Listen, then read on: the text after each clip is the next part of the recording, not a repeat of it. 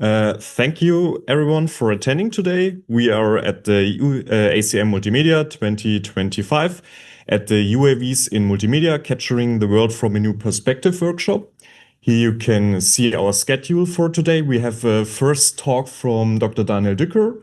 Then we have a short break. We'll then proceed with another talk from Professor Zhedong. And then we will have the winners of our challenge give us a short presentation of their work. I love it when the pointer doesn't work. So here are again the login data, of course, for the people here in the room and also the others, they already found it. We had in this year's iteration of the workshop for our challenge over 190 participants. 111 teams actually submitted their results. And as we can see, we have 4 very high leading teams. So it was a pretty tight competition there. Also regarding the papers, we got 21 submissions and have 14 accepted papers. So for the talks today we are listening to, first we have the talk Underwater Robotics in the Age of Drones. As you know, our workshop Capturing the World from a New Perspective. Today we will capture it from underwater, not from the air. And then further we have the talk from Zhedong, and he will talk about aerial spatial intelligence, perception, understanding, and decision making. So I want to proceed to the first talk from Daniel. Daniel leads the group of environmental robotics group at the Munich Institute of Robotics and Machine Intelligence. He conducted research stays at the UC Berkeley and MIT, and his work has also recognized at the IROS with a New Generation Rising Star Award. And with this, I would like to give the talk to Daniel. Thank you.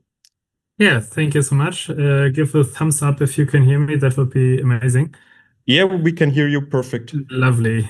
Then I just jump to my slides, which hopefully works. So, yeah. You see those? Otherwise it will be kind of boring for you. Give me a second. I have to bring it to the other screen. Just a second. No worries. I have time.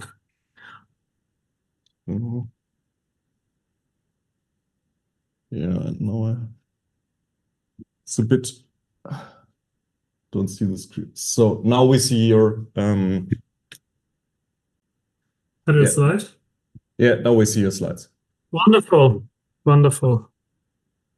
Cool. Does it work with the little panel of the videos? Otherwise, I somehow need to get rid of those. Do you see those? Otherwise, this is probably better. Yeah, wait, I just moved those away. I mean, you can handle those, and I just moved it to the bottom right. So, should it work now? I hope. So, cool. Then, yeah, let's get started. Thank you for this very kind introduction, Fabian. I'm very sorry that I can't be with you guys. I'm currently more or less at the other end of the world at ROSCON in Singapore. Anyhow, I'm very excited to deliver this talk to you. And if I should speak louder, even louder, quieter, or slower, just drop me a note in the chat and I will hopefully react to that. Anyhow, yeah. Fabian just introduced that underwater robotics in the age of drones. What is this supposed to be? Your workshop is, as I learned, on aerial drones mostly, and I had the luck of the last years working with, let's say, drones underwater. So let's dive directly into this. Well, Fabian said that already. What do I do today? I'm leading head to the environmental robotics group at TU Munich, and I'm still co-leading the underwater robotics lab at TU Hamburg, so north and south of Germany, both combined. And our main research direction is cross-domain robot collaboration. So basically, I always say robots underwater, on the water, on the ground, and in the air. And you see some snippets here. Anyhow, what is our research vision on this? So as you might imagine, if we work in the field out there, we really care about environment, and we see the vision like, and maybe not today, but like in a few years from now and to the future, it's like seeing robots really as a robot guardians, as an artificial immune system to our planet. And my group really wants to push robotics and AI to leverage with some kind of superpower environmental researchers, environmental experts. This also includes authorities out there and, of course, also infrastructure monitoring as well. But let's just dive deep into this. Beautiful starting video that's hopefully not too laggy via Zoom, diving into the water. And let's have a look what under the research institute in Monterey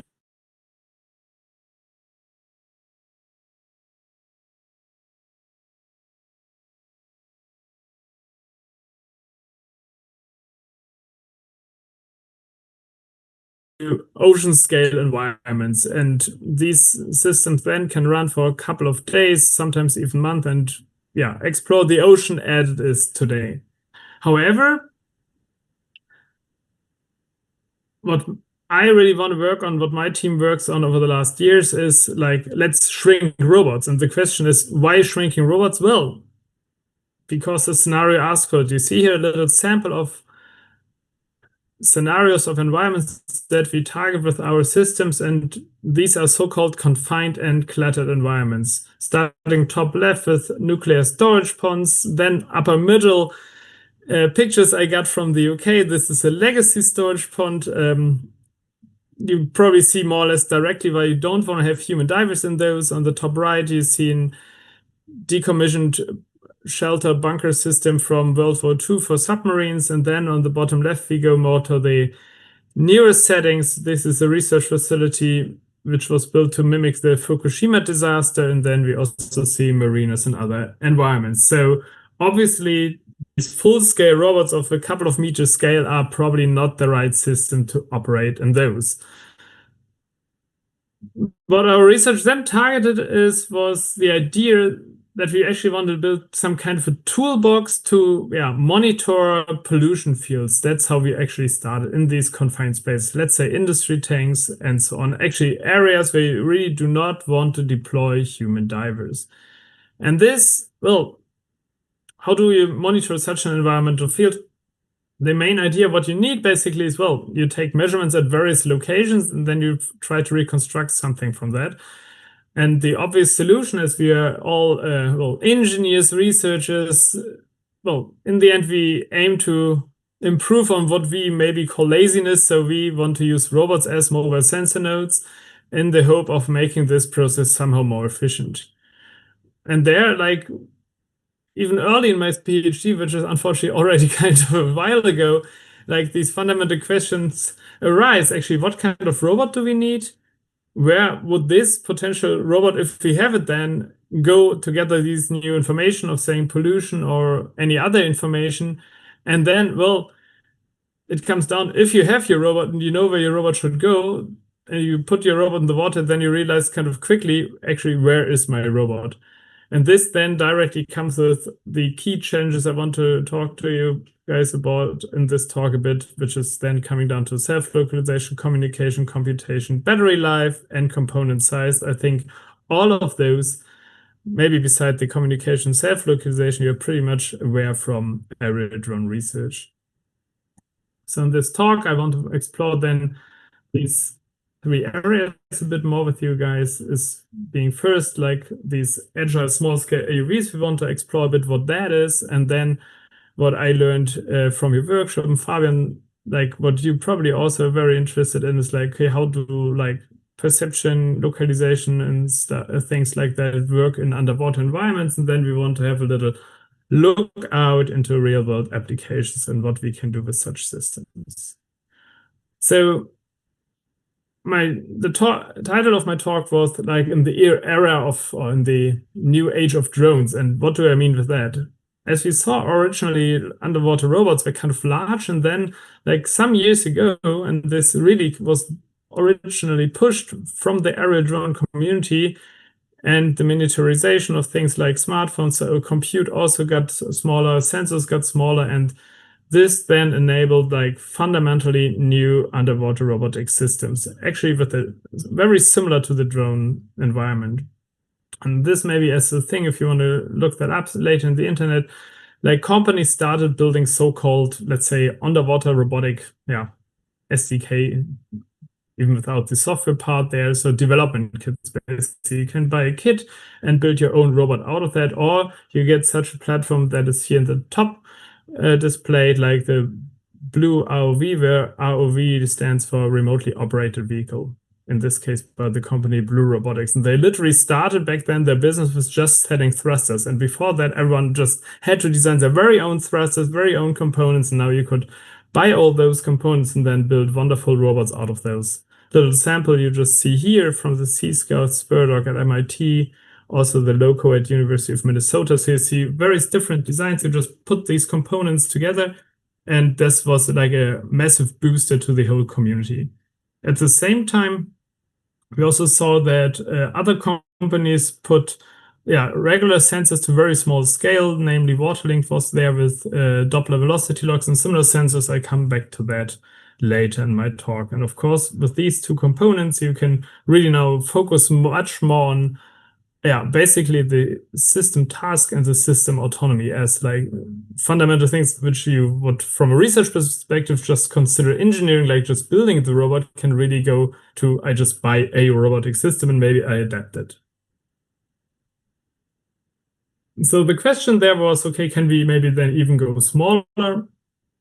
And looking now a bit, I hope these videos play kind of smoothly to you guys.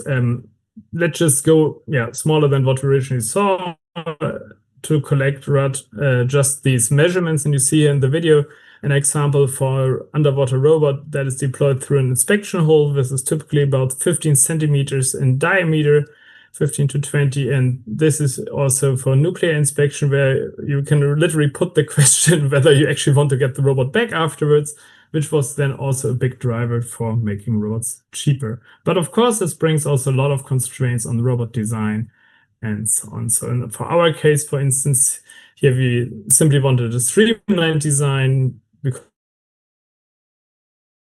that is more energy efficient.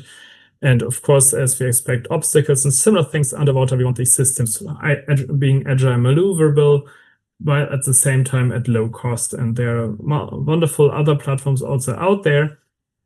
And I want to take you a bit on this historic journey, how we came up with such a design in our system.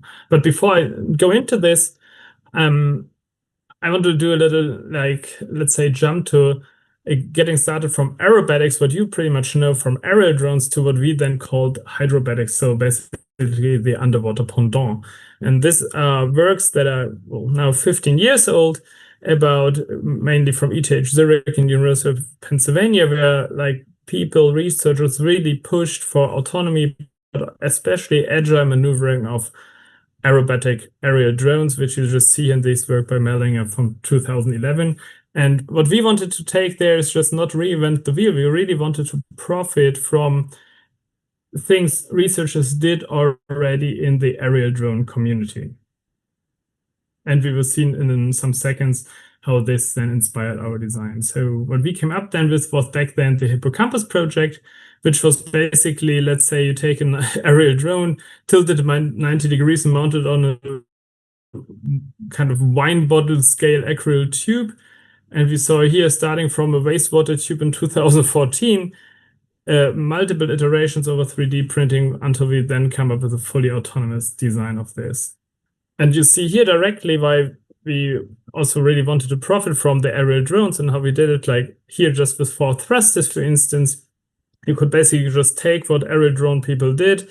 We also just used literally aerial drone motor units, so DC brushless motors. They are so cheap nowadays, like $5 to $20, depending on which model you take. But instead of investing tons of hours just developing a sealing system, we just took this aerial drone motors, learned then actually for a few times the easy way that they last for a couple of weeks and months, and that saved in comparison to self-development so much time that we really stick to such a system. However, yeah, well, now as we have such a drone, we put some motors on those. The question is then, well, what do we do next, right? I mean, you just have a lot of thrusters on that. And if you don't get control on that, you really need to change something. So you see here like a kind of randomly actuated underwater robot with these aerial drone thrusters. And just as a comment, this is just at 40% thrust. So this would be much more if you get full thrust. So what we do then is that we kind of aim for this standard robotic framework there, where we have then a high level and a low level control side, splitting this in the kind of PIX racer system that you see here on the right-hand side, and on the left-hand side, the stuff that is more high level that you can run on a Raspberry Pi. And of course, we didn't also want to use our individual design system as the Hippocampus AV, but we of course also wanted to have a more generalized framework that also works on commercial platforms like the Blue ROV there. So we ended then up with what I think is today absolute state of the art, having like the ROS running system that runs at a couple of hertz, and then the low level stuff that directly connects to the PX4 flight controller that is like the standard thing for aerial drones. And then like this comes also very smoothly as we tighten our work always close to the aerial drone community by then profiting from their software in the loop components, including Gazebo and so on and so forth. So then, well, yeah, what do you do if you then have a nicely controlled framework and your first controller? Well, you need to demonstrate its performance, basically. And then what we did, as we are good engineers, you look what control people do, and every control guy loves to just stabilize a pendulum with their controllers, and that's what we did. Here's a little fun example. So we put a rotary pendulum next to our robot, and then what you see in the video in a second is that the robot swings up and then stabilizes this pendulum underwater, what you can hopefully see here. So this robot, by rotating, swings up the pendulum, and then also there will be an external disturbances by a human-driven poke, basically, that tries to bring this pendulum out of its upright equilibrium. And what we see here is that, yeah, actually the controller works kind of nicely also on such a system. Anyhow, let's just go from pure robot design next to the things that are more domain specific here for, and probably even easier to transfer, or concept-wise easier to transfer. Localization perception. Yeah, what to say on that basically is, well, obviously we all know both is like the fundamental building block for any kind of autonomous behavior and any robot. So what we see here on the left, just to give a first idea, is an underwater robot that was also developed at Ambari, and I just want to use these two pictures to illustrate what comes if you go underwater, as obviously you need to seal things. And the deeper you go, the more you need to seal, and the common thing is just you have this tube design and then some acrylic domes on top of that. And this directly brings the first problems here, because you hopefully can see with your projector in the lower left picture that there are a couple of cameras inside, and I don't need to tell you that if you don't have the lenses directly outside, that these go with heavy refraction effects, and especially if you want to do stereo vision, you quickly run into those kind of problems. Then the bottom right, we see a little plot over the absorption coefficients over the wavelength, and what we also nicely have depicted here is that, not surprised so much, but that like the bluer you get with the light, with the wavelength, the better is the vision. However, this also means as the red and infrared wavelengths are heavily attenuated underwater, that you cannot use regular systems that are used in air, like standard LiDAR systems, standard IR-driven RGBD cameras, unfortunately only barely work underwater. So that brings me then also on top to the other challenges underwater that I briefly mentioned earlier, basically that you just have no GPS at all and no Wi-Fi. What does no mean in this sense? Well, everything that is more than an inch just does not work underwater. And then on the vision side, you get the turbidity, you get the reflection for acoustics, and then the other questions, are you actually able or allowed to deploy any supporting infrastructure?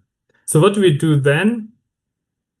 So, well, let's say we just want to do some kind of simple localization. Then the first question is, what is our goal? Do we go more for the robot control side? Do we go for the performance evaluation side, where we maybe artificially need higher requirements on that? And then the next question is, well, should this system go on board or external, like as a motion capture system? And again, we have the same challenges. However, what we aim for our robotic system here and or for system design is that we want to have an embedded design and some kind of high accuracy during agile motions. And of course, this system should still have or come with low cost. Of course, well, if you have a $1,000 or $5,000 robot, that is kind of the price range that the systems I showed you with the blue RV and our self-designed system are around. Then like putting on a 30K IMU is maybe not the thing you want to do. So if you then just have a look on the available localization techniques that are out there, they just are based on all these physical principles that are out there, ranging from acoustic ranging with either large or miniature modems that you see here. There's a very nice work from a research group in Hamburg that built these Ahoy modems that are, you see here, a euro coin at a scale, and just for the total price of, I think, 500 euros, which is very, very cheap. So you can use those on one end. Then the things you just know from aerial drones, obviously, as well as any kind of fiducial visual marker system. So here we just look for any kind of April tags, however, Aruko and all the others. And then maybe kind of unknown option or seldomly used option is using, well, what is usually the pain point in any underwater system, that electromagnetic waves are attenuated so quickly.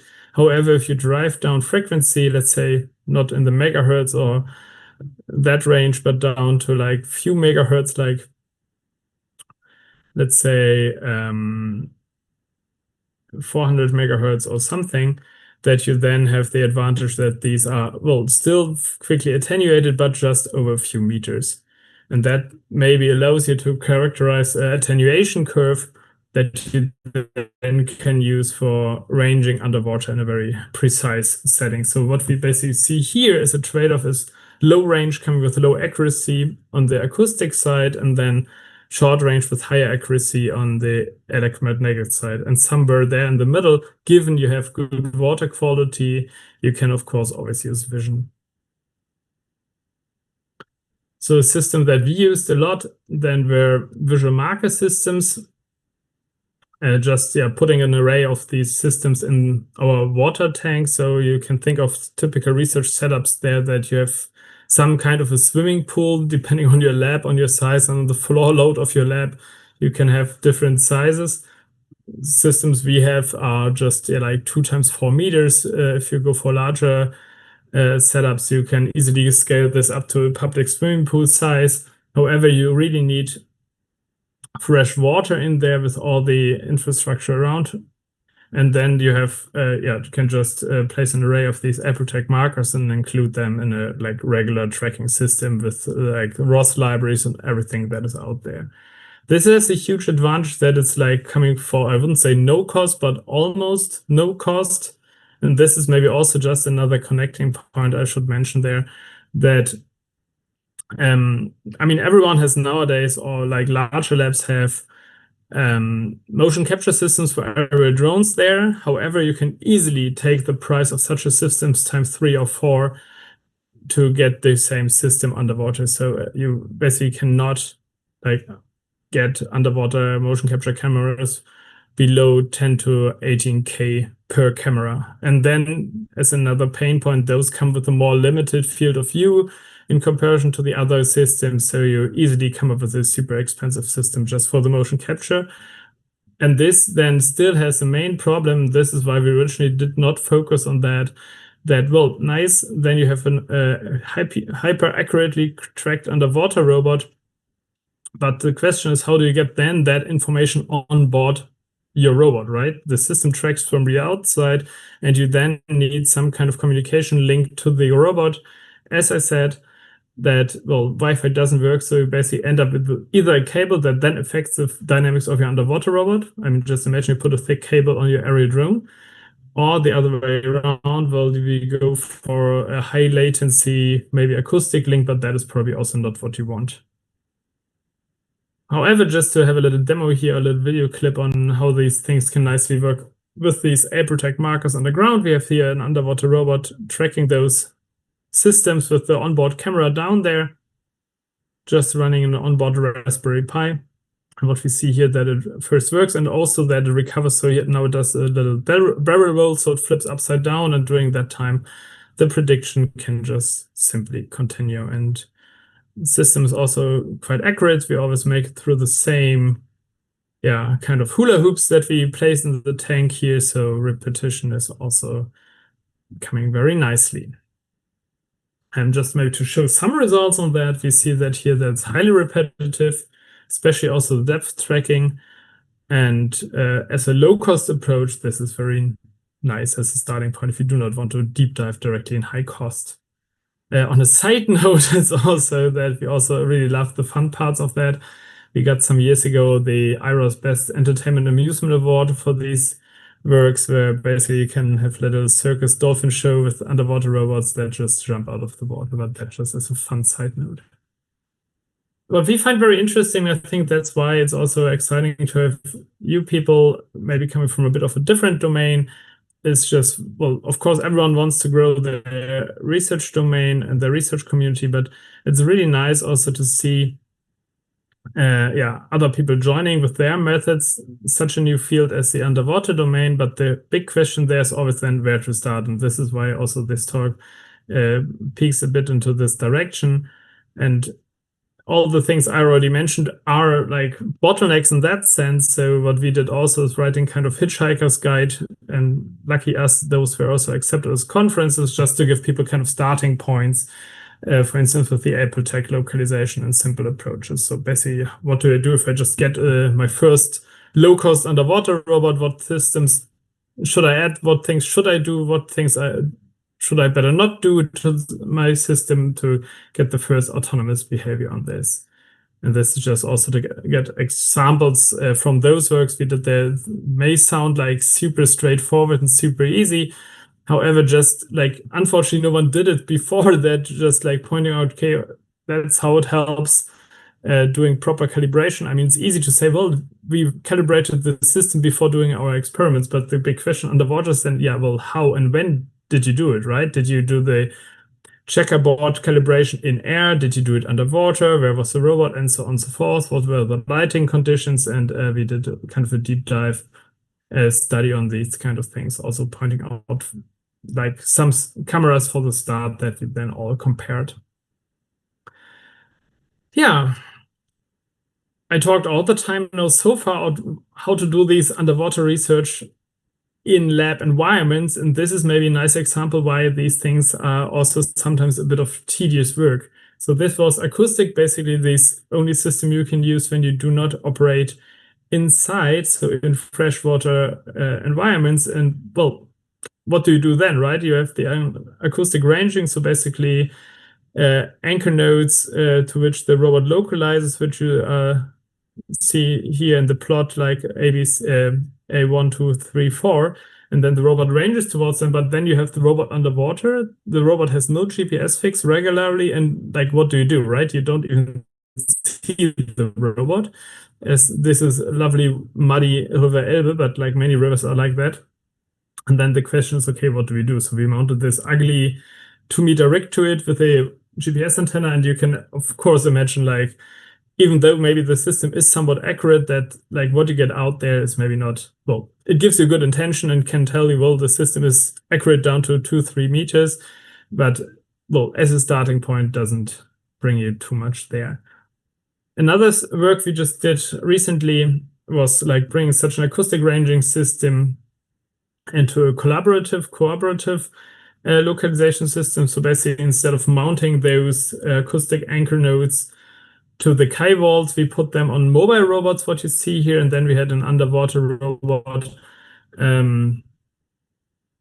being localized by those. So the underwater robot pings via acoustic links to the surface vessels, and the surface vessels get a GPS fix, and then the surface vessels communicate to the underwater robot. And just to give you an idea also on the, let's say, limited performance of acoustic links, you can just think about that of like one JPEG image taking about 5 minutes to get that across to your underwater robot. So there's nothing like, okay, low latency remote control and these kind of things. As I'm personally not so much of a SLAM expert, a former student of mine went more deeply in his PhD after working with me in this direction. So I'm very happy giving you some thoughts in this direction, because I learned from Fabian that this is also what people are interested in. I'm happy to share some thoughts on that. So work he did there in Bremen, that's also north of Germany, was exploring this memorial submarine bunker with an underwater robot. And you see here already the deployment through staircases, basically. And the thing is that you cannot send human divers in there because it's just too dangerous, and it's very likely, or hopefully not likely, but you really want to avoid that people get stuck. And with these, you just take again, or that's what he did, like the standard underwater robot, you put like kind of the sonar version of a LiDAR on this, so basically a rotating sonar scanner. And just to give an idea, what are today's LiDAR's update rates? Like 10 to 20 hertz maybe for the whole round scan. And with the sonar scan, you can basically, one rotation, I would say, takes about 10 to 20 seconds at most. So this is what we see now, speeded up by 32 degrees. We will see on the left just like what the camera on board saw, and on the right, what is the raw data from the sonar scanner. I hope this video plays. No. There it goes. So this looks, on one hand, nice that you get these nice images, but you can really think of, as you drive around, you really need to compensate for any kind of motion, basically. And vision is also, let's positively frame it, very limited. They put some lasers just as a reference point in the field of view. And we see, that if you want to do SLAM in these things, this is really a thing, direction you can really throw your algorithms on. And this is actually very exciting. Just this also combined with SLAM algorithm on top, we see that this somehow works together with sometimes even some kind of loop closures. However, if you compare that with what you're used to from any aerial or terrestrial system, you realize quickly that the state of the art is somewhere else from what you would expect it is, basically. Another point there is, and I unfortunately can only give one, there are a few, but only this one example, is that for underwater, there are always very limited data sets out there, because it's very hard. You may remember this Marina setting to get ground truth for that.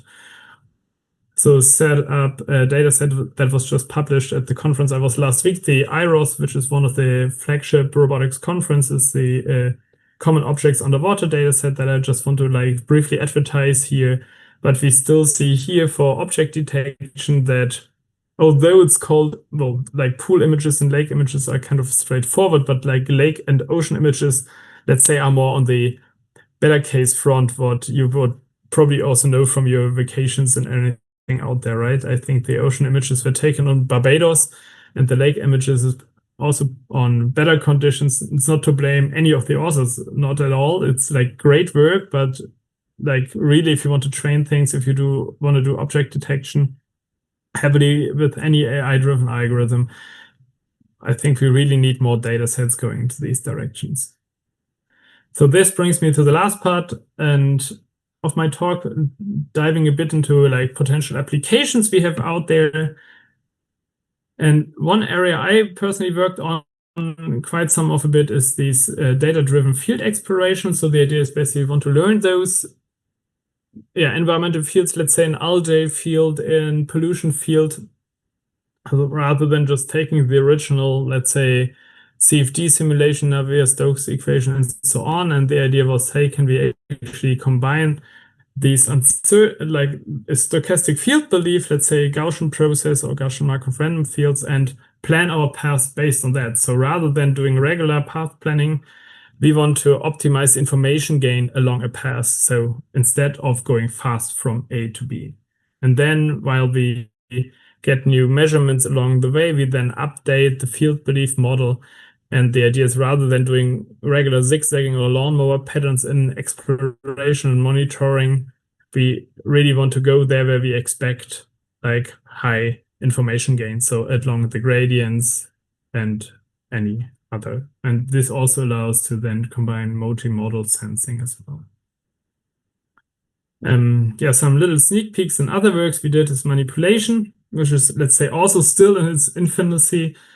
So in the very starting points, also that there are just nowadays manipulators out there that you can just buy instead of just building all of those from scratch. But you see, all what you will see on the next slides is driven by a motion capture system. Basically, compared to earlier slides, we at some point got the funding to get such an expensive system.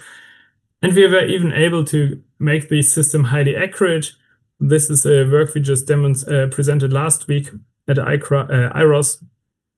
And accuracy really became, oops, that was supposed to be a video, but just doing standard pick and place task with an accuracy like usually way down below 50 millimeters. But of course, all these under basically perfect conditions, so fresh water, no disturbances from the side, and not using onboard perception, but using an external motion capture system. However, obvious directions are there that we want to explore how this would work with with onboard sensing only. And yeah, always excited to have people also from those directions. Maybe a little comparison at the end here also, like you see the small scale platforms as the self-designed versus the fully actuated. And the question as well, like one is smaller, but it's like more than a drone under actuated, while the other is then fully actuated. And what we wanted to explore is like, how can we maybe can we actually shrink the big ones, or can we leverage the low scale ones? And what we came up with, like reconfigurable robots. So we kind of like tie the smaller robots together with joints, and then they, as you just see here, able going through inspection holes, and then they can reconfigure and doing other tasks like hoovering maneuvers and so on and so forth. And this is, yeah, another little display of these joints in the first version under actuated, which then can reconfigure, and a little video demonstrating that this, yeah, after some pain and tears, actually, we got that to work. And the next steps are there, having this free floating and also operating in 3 dimensions. This brings me then slowly to the end of my talks and like some takeaways and future directions I want to share with you. Well, as you guys are most likely from already the other domains, I'm more than excited to exchange with you and see like what we can learn from you. And of course, just the other way, how we can provide you with, let's say, new playgrounds, new application areas, as there's still a lot of things to do. And well, challenges, I think I mentioned many of those. For future directions, I would say a lot of things will go on in the next years in manipulation. There have been just a few first papers on small scale robot manipulation, just that IROS presented this last week. Heterogeneous teams are just about to start, either together with surface vessels or even with drones, who then may hang some communication device into the water. And my research team will like having this, the next year's work on is more than going to this multi-domain collaboration, which then just bring like the underwater robots together with some surface platforms, as we did it at MIT last year, with area drones together to then like explore and monitor these environmental habitats. And just to give that as an example, we just have a new project just getting started beginning of next year, just approved, so it's about to start, where we're going to collaborate with biologists for freshwater, so limnologist people that today do all their biosampling by hand. So really they go out with a little motorboat put in their sampling devices, they go out for diving and so on. And like automatizing this with a team of robots like would heavily leverage what they can do. And they are super excited about that. And on the other hand, for us, it's an amazing application case. And it's just exactly the same story in a way that, well, of course they can buy a robot, of course they can drive a robot, but like how to get that intelligently to run, for instance, with the AI-driven monitoring algorithm I showed you, this would really be capable when you not do this as a human alone. So this brings me then back to the original research vision, like having these robots as a robot guardian as for our planet. And like a major project we had in our lab was then the Sven as an autonomous mobile robot hub. Basically, you just have the robots in the field with some kind of robot expert as a robot babysitter. The environmental expert can basically sit in their home with a coffee and can just give high-level commands. And we have then, and this is also interesting from the side, that you need to find some kind of robot interface that a robotic expert can give either robot, but the environmental expert just wants the robot to say, hey, take that sample there. Hey, have a deeper look onto, not interested into like controlling the individual motor torques or whatsoever. However, it will be really interesting to make this workable on the scalable side. So, well, the question is, for instance, to what extent do you include haptic feedback? Although we do know that haptic feedback is a great enabler to have beginners working with robots, like for teleoperation and telepresence. However, like haptic devices are super expensive, and the question is, how can we drive down costs on that end? So, yeah, I leave you with this a bit, with this question of, or the statement that we obviously have already amazing robots out there, but yeah, we see it already indicated here. What we are missing kind of is this connecting point, this travel power adapter that, yeah, I also learned just again yesterday night the hard way that Singapore has UK power system, and I had everything but that one with me, and it would be just amazing having such a system also for robots there. And I want to end a warning happen next here. So the setup is Charles River, just in front of Boston or MIT River. You see 5 surface robots with driving around, and then some kayaki people showed up here. And of course, we ran to our emergency stop buttons that the robots do not bump into the kayaki people. And unfortunately, I don't have the second image. It's just because we got into some little bit of action here. But what actually happened 5 seconds later is that the tourists didn't drive away from our robots, but they just drove to the robots, grabbed the Wi-Fi antennas, really took one hand on the Wi-Fi antenna of the robot, the other then did selfies together with the robots. And this is maybe things happen there, and these are often somewhat unexpected. Yeah, and with that, special thanks to my team, all our sponsors and supporters, all the funding agencies that support us over the year. And again, little photo to the end as an example on, you want to do a field demo in the end, like the guy coming up with the umbrella when the thunderstorms go over the mountains is the one who's rescuing you from destroying everything. And with that, yeah, stay healthy and keep rolling. And I'm more than excited to answer questions. And also feel free to contact me for collaboration or just questions. And we have a YouTube channel for all the videos, so feel free to check out that one. And yeah, looking forward to you and hope you enjoyed it.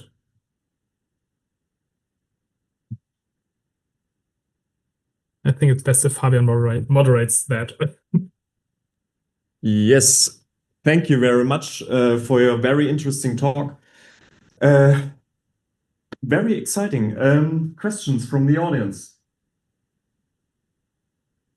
Did you have a question? Yeah, I think sorry. it's easy to go into the front. Just give me a second. So I don't see anyone because it's blurred. But yeah, yeah, just yeah. Maybe it's best you repeat the questions and Now then try it to. isn't blurred anymore. Roger, you can. Oh, lovely. Someone is standing there.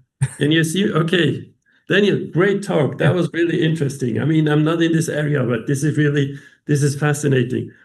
So one of the questions I had when you said early in your talk that you can sort of repurpose some of the hardware that's coming from aerial drones.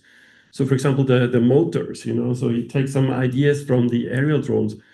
So my question is, are these motors, are they waterproof? Can you just take motors from aerial drones and run them underwater and that works? Or what do you have to do there? Excellent question. The answer is no, they're not waterproof, but they do work underwater sufficiently long. And so the thing is, if you come up, like, let's just say our underwater thrusters, like the cheapest one are like $200, but like usually those are really expensive and you quickly end up with self-designs, which is like horrible effort-wise. And what we learned some years ago was we just take your brushless DC motors and they last long enough if you take the slowest one because the fastest one just spin too fast, running into cavitation problems and so on. And then it's like, I would say personally key that you have proper connectors that you can easily throw them away. I know this is not super sustainable, but like if they last for a couple of weeks or months, that is then having a UAV motor for $6 to $20 comparison to expensive self-designs, just the way to go in my opinion, for the moment. Yeah, makes a lot of sense. Thank you. Thanks. But I think also just adding to that, like all the flight controllers that came out of the aerial drone community, like the Pixhawk system, like everything what you have for mobile robots, this is so helpful. And I mean, honestly, the problem is so similar because you just have multiple actuators to be driven. That is just the highly integrated systems are helpful. Okay, for the next question, I think Stephanie has a question. She raised her hand. Yes. Okay. So, I'm sorry, my voice. It's very cracky. I'm sick. Are you actually doing things to observe humans as well?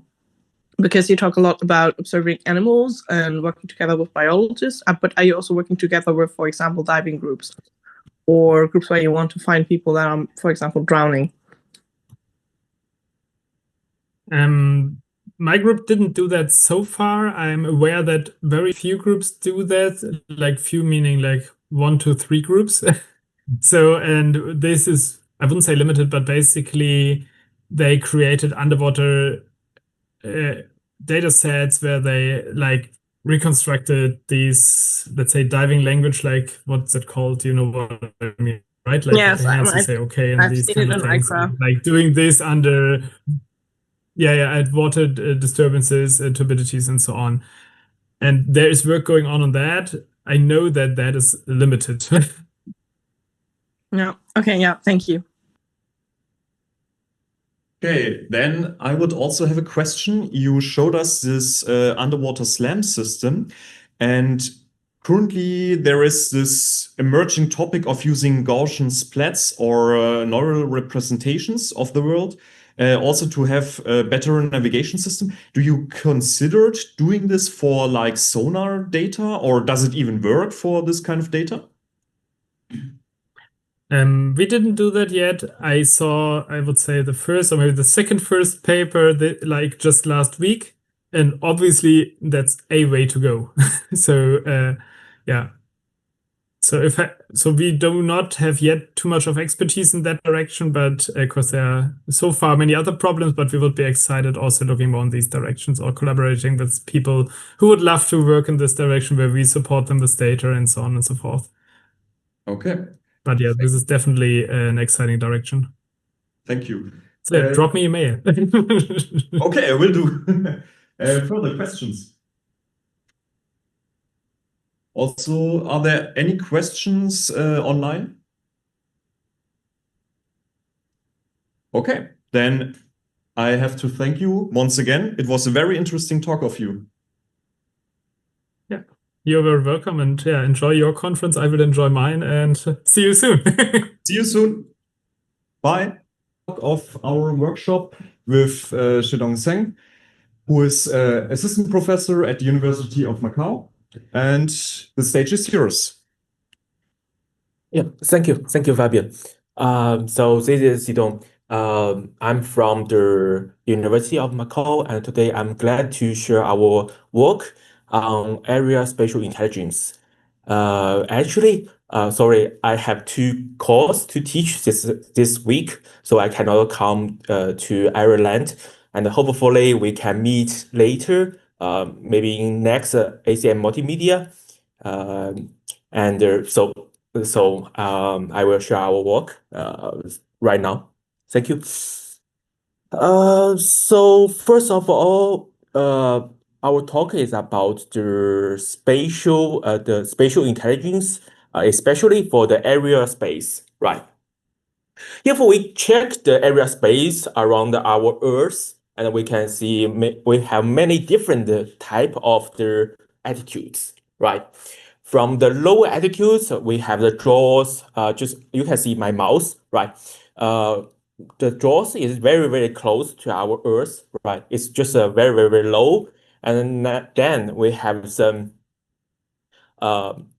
airplanes, and the airplanes is fly around here. And then we have the satellites. These green lines is the satellites. We have low altitude satellite. We have medium altitude satellite and high altitude satellites. And so maybe one quick question: where is the Starlink? Right? You know, Elon Musk actually he has many satellites just around our Earth, right? So where is the Starlink? Yeah, actually the Starlink is provide the networking, right? So they demand the low latency. So Starlink actually is a kind of the low altitude satellite.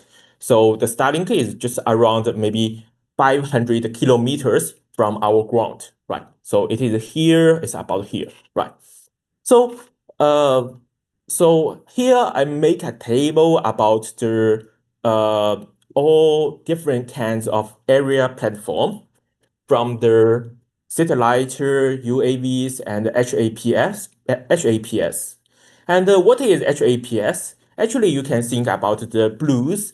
Maybe you have seen many blues around our cities, and this blues is a kind of the HAPS.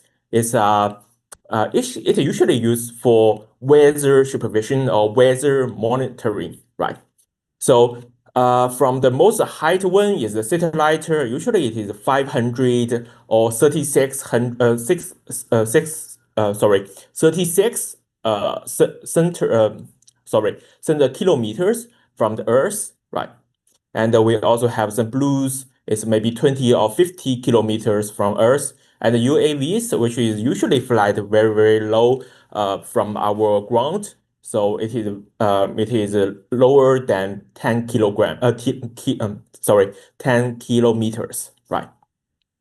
And also, for the data we get from the satellite, it is usually very coarse grained, right? It usually maybe 1 pixel, which denotes about 1 square meter, and 1 pixel of the UAVs usually denotes about a centimeter, 1 square centimeters, right? So the UAVs is quite clear, while the satellite images is not very clear. It's maybe 1 pixel denotes a large area, right? And another key point, another main different property is the UAVs. Usually, it only can cover the local area, while satellites usually it can cover a large area, right? And also for the data feedback, usually the satellite maybe feedback our data maybe 1 year they maybe 1 days we get the feedback from the satellites, but UAVs, usually we can get the real-time feedback, right? And also maybe another key point is the satellites, usually it is a very high cost, but the UAVs is low cost. So this is why we should study different platforms and use them together to get the best performance or best understanding for area intelligence, right? So today, maybe another topic or another keywords of our talk is about the spatial intelligence, right? Sorry, maybe I just opened myself. Yeah. So another keyword is the spatial intelligence. So what is spatial intelligence? Actually, the spatial intelligence is about the area, is about the space around us, right? So maybe one typical case is about the magic cube. So people can think about how to rotate the magic cube in our brain, and we can get the solution, right? So also here is a quick mental test. It's about whether we can rotate this figure or this object into the same angle of look like this. Maybe they are not the same object, right? Or maybe we can using rotate the object a little bit and to fit these two objects. So this is a kind of thinking. It's like the spatial intelligence. We have the feeling of the 3D worlds, and we know how to interact with the 3D worlds. So these are kind of the spatial intelligence, right?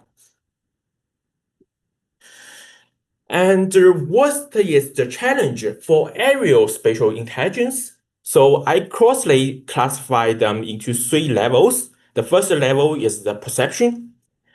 Maybe we need to get the data from the multiple platform, and we try to involve all this perception together and to understand the sensing, right? So next level is we need to connect with the semantics. We need to connect with our idea. So it's a kind of understanding based on the perception. And the final level is after we understanding what's going on, and we need to do some reaction, we need to do some decision. So the third level, the final level is we need to interact with the world, interact with the situation, right? So maybe it's not very, I mean, it's not a rigorously classify it into 3 levels. Because maybe if we do the understanding works, we still need the perception. If we do some decision makings, we need the understanding, right? So it's not very rigid, right? To classify these 3 levels, and these 3 levels have some connection between each others, right? And maybe just last month, and we have not our group, but we have some papers, see some papers published on Nature. It is about they using 2 jaws. Maybe one jaws is fly up above another jaws, and they want to connect these 2 jaws. For example, just put one tools into another jaws and get the tools from the below jaws. So it is about the interact with the 2 jaws, right? So this is also a kind of the decision making, and it is still very challenges, and such works actually can publish on Nature because it changes the interaction ways, right? Okay, so this is a brief definition or brief illustration to the aerial spatial intelligence. And next, I will maybe talk a little bit about our group's work. And actually, maybe we start from the perception, and then we go to understanding, and finally, we will go through some decision-making works. And this decision-making works is still ongoing, so we have not published it, right? So first of all, usually I will start my talk from my works. Maybe this work is quite old. It's 5 years ago, just published on the ACM Multimedia, right? So this work is collaborate with my PhD supervisor, Professor Yi Yang, and Professor Yunchao Wei, right? So the motivation actually is from how to collaborate with different platforms. And at that time, usually we have the ground view images, maybe from your mobile phones, and we have satellite view images from satellite. So at that time, many works actually focus on how to match these two images and to do the place recognition, right? But it is quite challenging because usually these two images, as you can see, they have large gaps, visual gaps. For example, the ground view images only have limited roof, but the satellite view images have a large area of roof, right? So you need to matching the roof. It is not a challenge for the robotics, it is also challenge for the humans, right? So at that time, so we come up with a very, very simple idea. So maybe I put myself here. Yeah, sorry, I just assume myself.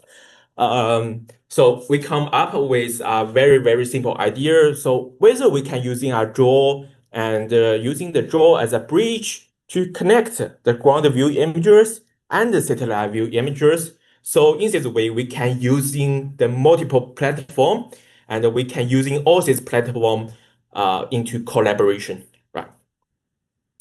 So, so at that time, our work actually just build a data set and maybe different from the early works. The early works only have one ground view images, one satellite view images, one ground view images, one satellite view images, right? In our work, actually, we have 54 draw view images, the 60 ground view images, and the one satellite view images, right?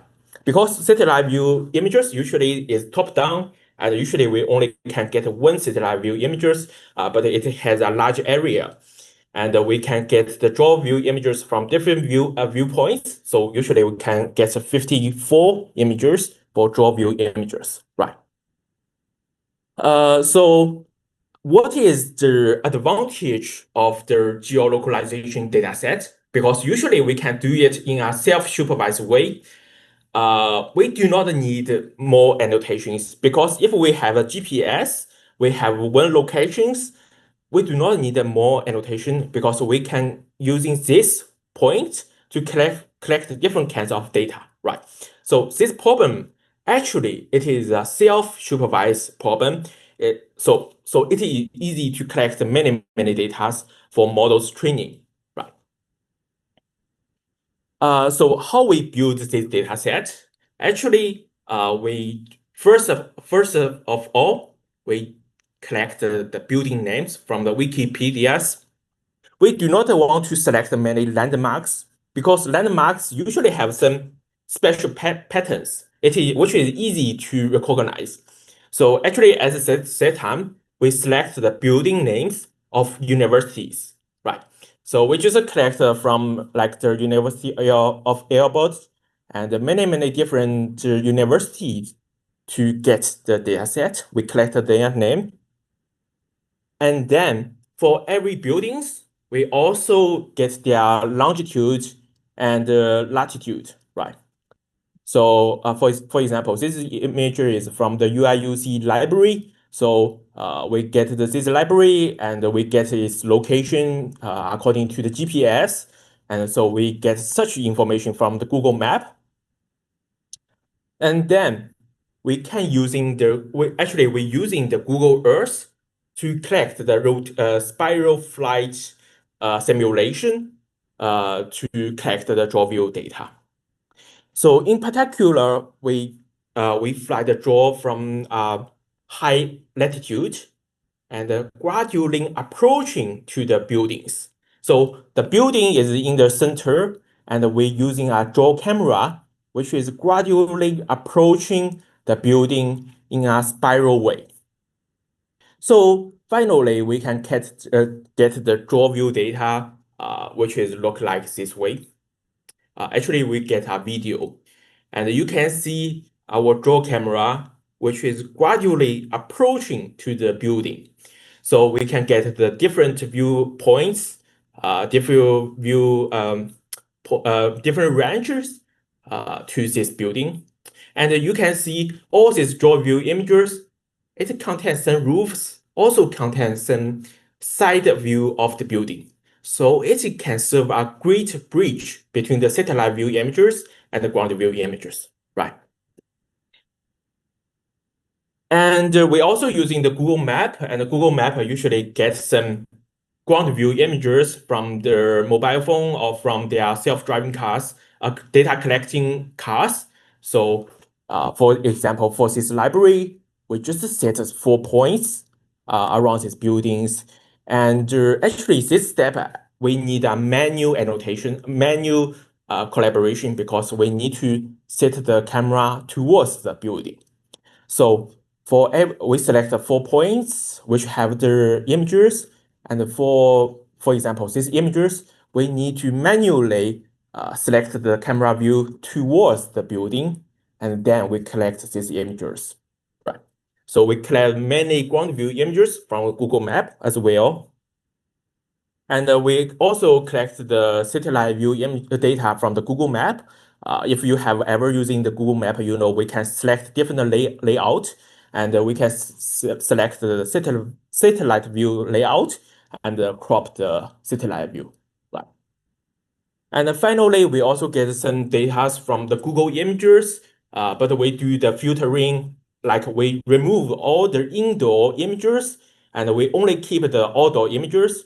And we also remove some ambiguous data. Maybe this data is both for the library or dormitories. So this image maybe is quite confusing. So we just delete these images, right?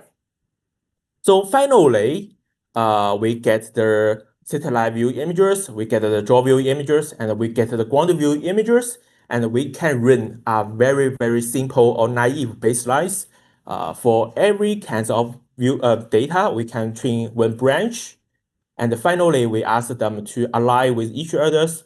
And in this way, we build a very, very naive alignment or baseline for this problem, right? So at this time, our method actually achieve a good result, which is better than CVPR 2080s, 2090s, and we get a good transfer performance on Oxford and Paris. And we found actually our draw images or draw queries is way better than the ground view images, because draw view actually share more roof with the satellite view images, so we get a way better results, right? And we also tried the real-world draw images. For example, our model never trained on the UIUC images, UIUC buildings. But if we try to retrieve the UIUC buildings, usually it gets the right result, right? So if we retrieve the satellite view images, and actually it also gets a good result, right? So it shows that although our model is trained on the satellite simulated data, which is from the Google Earth, but the model still has good scalability to the real world data, right? And we also have some observation study, like different loss functions with shared weight and different input size. And actually, at that time, we think maybe we can boost many works in multimedia or computer vision like CVPR, ICCV. But after publish our work, we found maybe the remote sensing community is more interested in our work. So after we publish our work, maybe we get many papers from the TGIS, the geolocalization, geography, and the remote sensing transaction. And we also get the attention from the ICRA papers, right? ICRA community, right? And we also, actually, our group also do some follow-up works, like using the local patterns. Actually, it is our traditional algorithm, and we also using this traditional algorithm in our work and try to boost the performance, right? We also have the key points, and we also using the key points into the geolocalization, and found it also helps, right? And actually, you can see our data actually is collected from the Google, and they do not have a license. I mean, very specified license. But if we emailed Google about it, and Google said if you are in fine, I mean the fair usage, so it is can be fine, right? So, but the fine usage is depends on the Google. Maybe do Google companies think you are fine usage, it is fine, right? But the second point is there actually many existing academic data sets also using the Google images. So at that time we think it is fine, right? So if you want to collect the data set like us from maybe Google or other websites, you need to take care about their data license. And usually it can be fun because we do academic, but you need to also take care about the data license, right? So, so this is about the first work. And the first work, actually, we're using the different platforms, satellite, draw, and ground view images. And we want to collaborate with these three platforms together and to do better geolocalization and to do better recognition, representation learning, right? And usually we want the draws, maybe it can run in different weathers, it can run in 24/7 hours, right?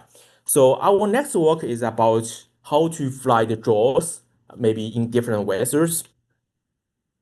So this paper actually is published on the pattern recognition. It's about the draw, how to fly the draw in different environments.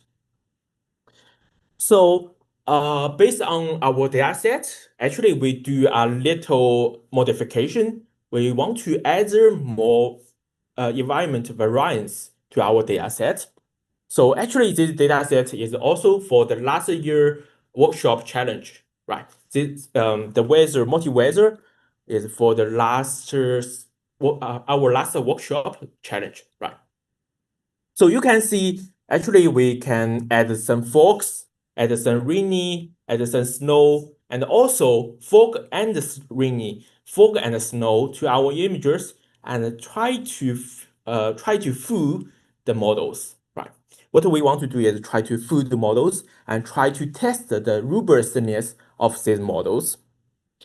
And at that time, we found that maybe for the baseline, like the VGG models, usually it can get a quite good performance in normal situation, normal environment, but it can draw about 10 or 50 percentages on fog and snow environment, right? Usually it can get us about 60 recall one, but if we have some fog and snow on our query images, it will draw about 50 percentage. So it is a quite large drop, right, on performance. So how do we deal with this situation? So at the time, we just come up with a naive idea, like maybe when we have two branches, one branch is learn what is the weather, and another branch is still learn how to do the matching, how to do the representation learning. And we have a connection between the weather branch. Weather branch, we learn some features, and we just put this weather aware features into the representation learning branch, and we can get a better representation, right? We just make this representation is conditioned on the weather, so we can get a better performance.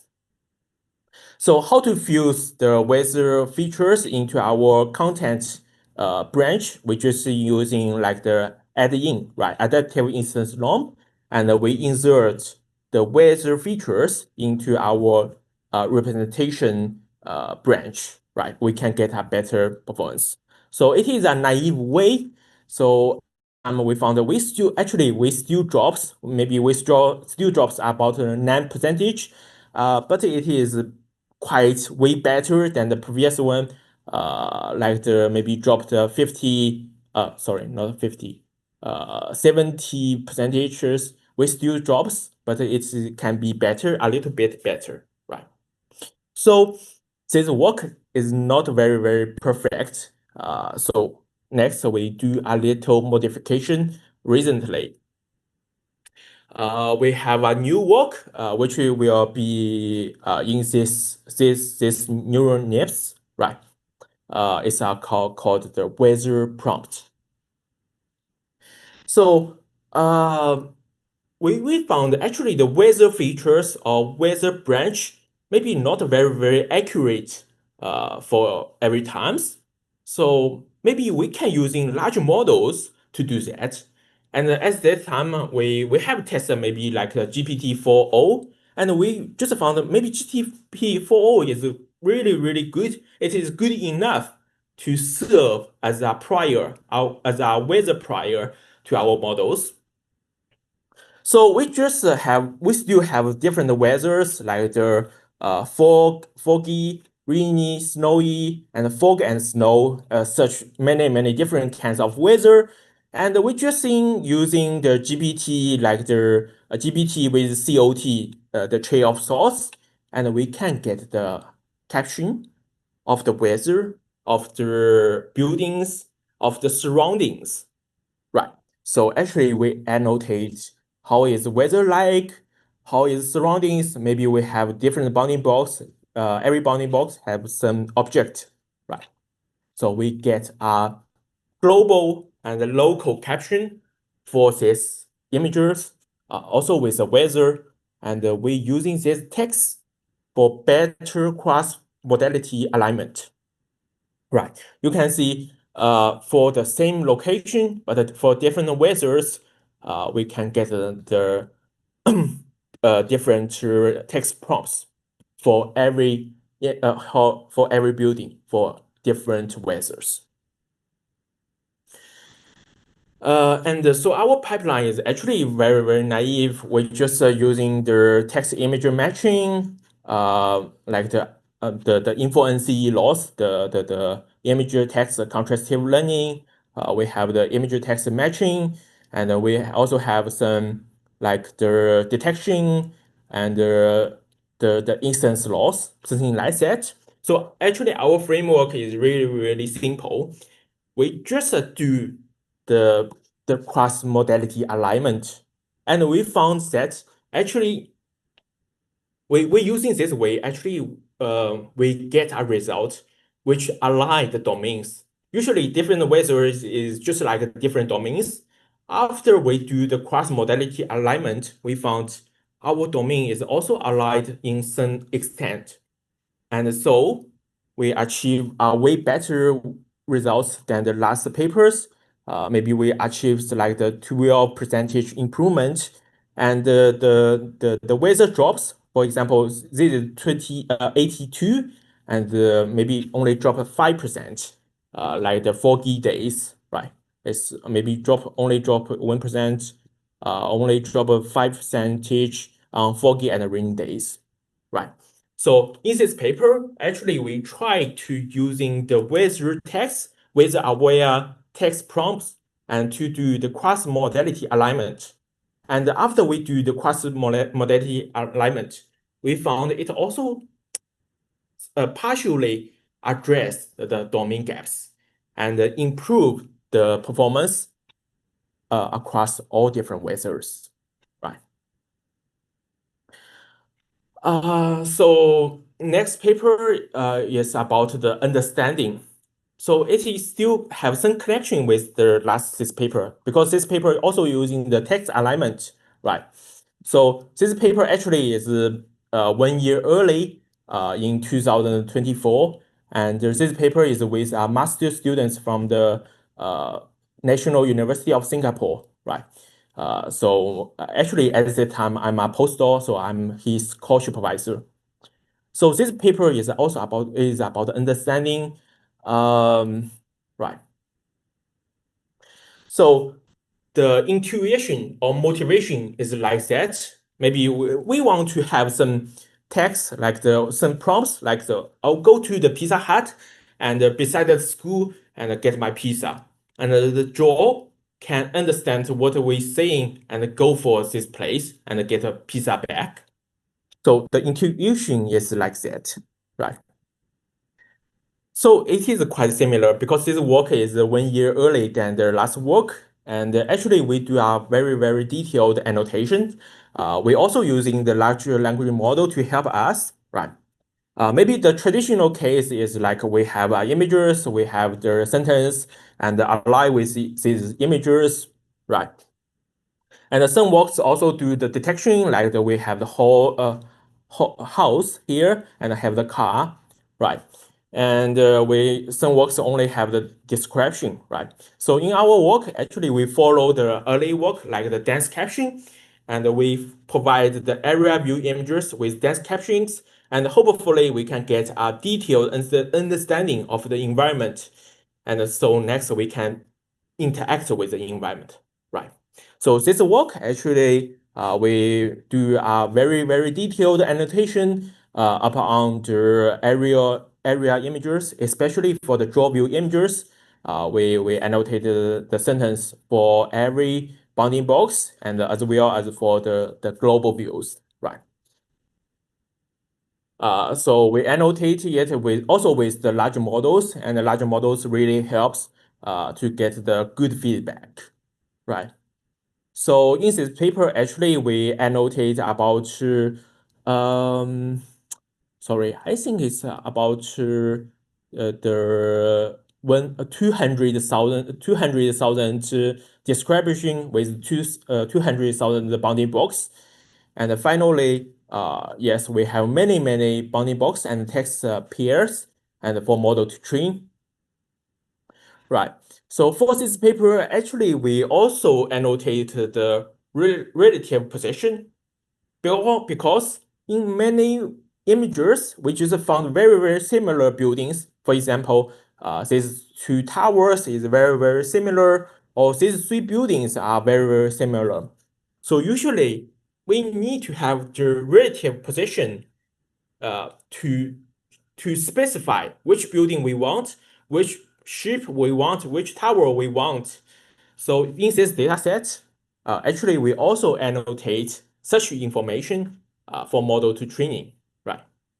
But one point is if we using the relative position, we cannot using any rotation or any mirroring, right? We cannot do mirror anymore. So actually, our framework is also very, very naive, very, very simple. We just have the text image matching, text image contrastive learning, grounding, and spatial grounding, right? And for the relative position, we have one more loss. It's about the spatial loss to classify whether the relative position of two bounding box. For example, these two bounding box is like left and right. These two bounding box is like above right and bottom left, right? Something like that. So we do a nine classification or 8 classification to classify, okay, what's the relation between these two bounding box, right? So this loss is about the relative position.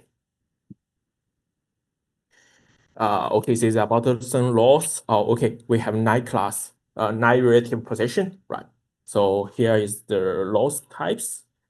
And actually, this work also do not get a very, very good performance at that time. And we just propose a problem and try to attract more people to solve it. And actually, this work is also, actually, we also hold a IROS workshop for this data set. And nowadays, maybe the highest performance is about 20 recall one percentages. And if you are interested in it, you may look up more paper about it, right? And we also get some good performance. Maybe I go through very quickly. And we can do some text query and to retrieve the images. And if you're using our method, we can retrieve the images, and we also can do the bounding box detection and to detect some, semantic objects, right? And for the NC images, for example, this is the NC images we never trained, and our model also can do some detection and get a good visual grounding results, right? And actually, this work is not from my group, but I think it is a quite good work. It is called Purdue Multimodal LLMs, Understanding Extreme Large Area High Resolution Remote Sensing Imagery. It's published on CVPR 2025. And this work actually do a better work, like using the VQA and they also do the visual grounding, right? So I think this work is also a good paper, and maybe later you can also check this paper.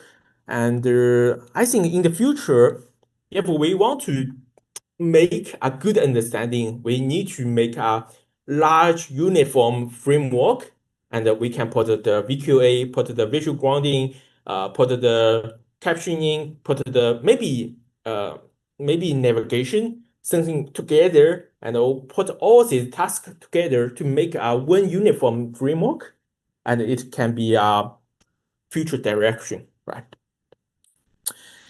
And we also have a work about the video to BEV. It's also about understanding, but this understanding is from 3D space. This work is published on just last week on the ICCV, right? So actually, the intuition is maybe for the draws. Usually, we will meet many occlusions, right? Especially for the low altitude draws, we meet more occlusions. For example, if we only using the image queries, usually we only using the image queries, we may missing. Here we have another building here in the red bounding box, but it may be occluded by the green bounding box buildings, right? So if we using the video queries, right, like this one, and we can find this object. So we can do a better matching, right? So we have one building behind these buildings. If we're using the videos, maybe sometimes it is totally occluded, but maybe sometimes we can see these buildings, right? So it is better to using the video queries to do the matching. And we found it is quite challenging to do the alignment. For example, if we're using the satellite to mapping to the ground, it is quite challenging. If we're using the ground view images to mapping to the satellite, it is also very challenging. But in our work, we're just using the video mapping to the 3D walls and using the 3D walls to mapping to the BEV images and to do matching. So it can be can get a good results. So our framework is quite simple, right? We just get the videos. Videos has less occlusions, so videos is good for the 3D reconstruction. So here, first step, we're using the video queries, go through the 3D Gaussian splatting to build a 3D world, and we're using these 3D worlds to build the BEV images, the bird view images, and then we're using the bird view images to matching with the satellite view images. And this work actually get a good results, especially when the draw is flight relatively low, has more occlusion, like it flight at 30 degree, so it is quite lower, and it face more occlusions. In this case, our performance, our methods is more robust to low altitude draws, because in some cities or in some countries, we cannot fly the draw very high. So if we flight it relatively low, we may meet more occlusions. So in this case, maybe our model is more robust, right? Even we have some occlusions, we're using this draw go around these buildings, and we still can get a good and robust result. And in this paper, we're using the video queries. We're using the 3D Gaussian splatting to reconstruct the environment, so we get the good results. Right. So for understanding, we just talk about two papers. One paper is about the text modality to help our model to learn better. Another is about we're using the video, and the video will construct the 3D reconstruction, and we're using the 3D information to enable the better understanding. Right. So finally, I will talk on an ongoing work of my group. But actually, decision making is not only about the visual solving. It is also include like the navigation, many different kinds of the task. But recently, our group is working on the visual solving. So maybe I will share you about it. So actually, I think it is quite we are inspired by the nature papers. This nature paper is about two drawers, and they want to connect these two drawers during their flight. Maybe we collect one tools from the another drawers and flying around and put these tools back into another drawers, right? So recently, our work is also very similar, right? Maybe first of all, let me explain the solving, right? Actually, the solving is really simple. It's about the adjusting your position. Maybe you have a robotic hand, and you just adjusting this robot hand, and to capture the target. So it's just like maybe you have tiger and sheep. The sheep is run, the tiger is chasing this sheep, and the tiger will gradually change his position and finally catch this sheep. So this is also a kind of solving. So we will adjusting until our fitting, right? So so our idea is also about this field, and we want to the draws. Maybe he have multiple gas. Maybe the initial gas is not very good.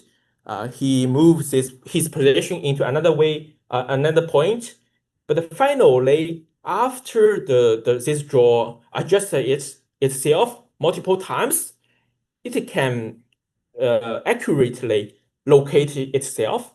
For example, if we want to deliver some products, deliver some objects to this goal, and maybe the draw will need to modify his position multiple times, and finally send the mask or send the goals, right?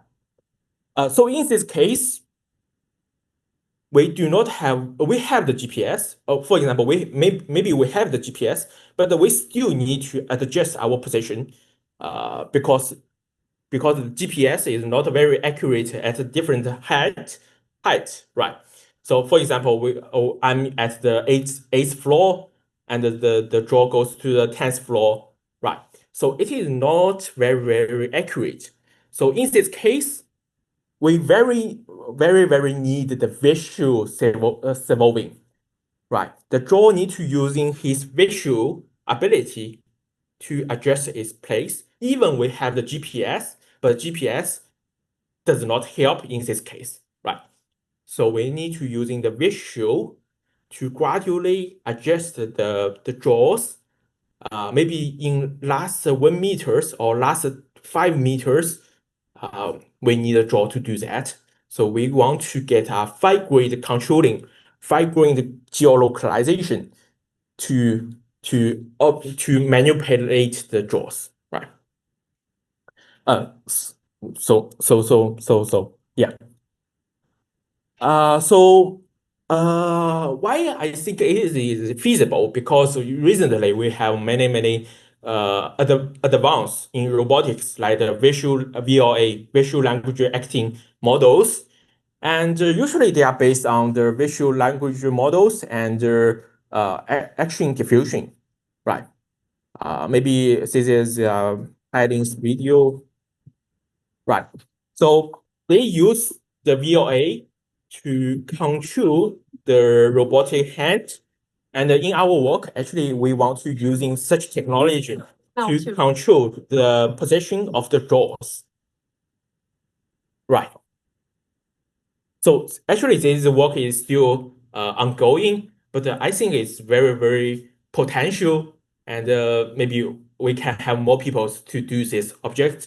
We're maybe using a very, very similar technique, but we need to control the draws and very, very fine-grained to control the draws to do many accurate tasks or very, very maybe precision task, right, to do that, right? So I think it is a very, very potential way in the future, right? And then finally, this is all about my today's sharing, and maybe I have a last high pitch. Actually, this is from the Alyosha Afros. I really love the talk from the Professor Alyosha Afros. Maybe in the future we need to think about. Currently, we want to draw fly accordingly as our instruction. But maybe in the future, maybe in some days, the draw want to fly themselves, right? I'm not sure, but we can have some imagination or thinking about such cases, right? Okay, good. Fabian, so this is all for my today's talk. Right. Hopefully it is quite time. Okay, thank you very much. So, questions from the audience so far?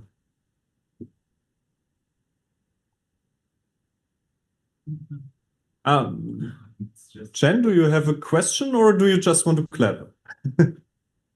I think he just wanted to show appreciation. Okay.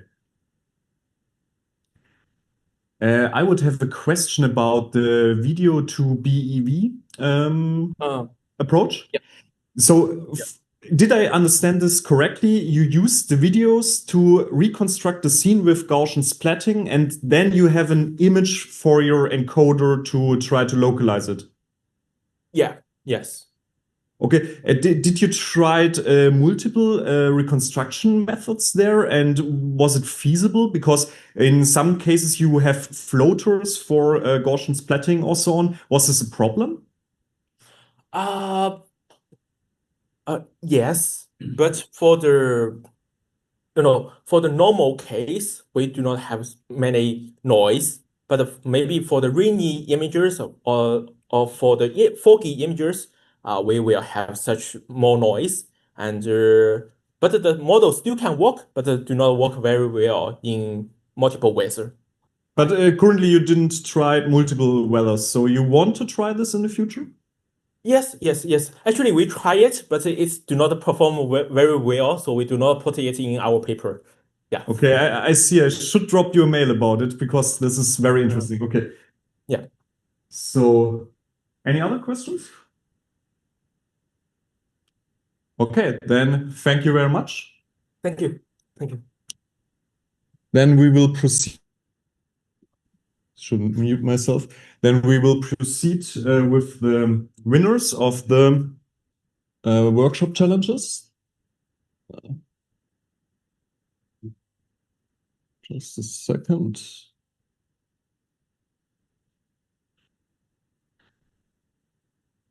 Okay. So, yes.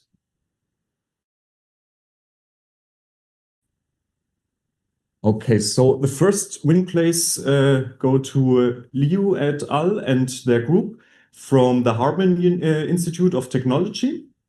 So I will show videos of all the winning teams.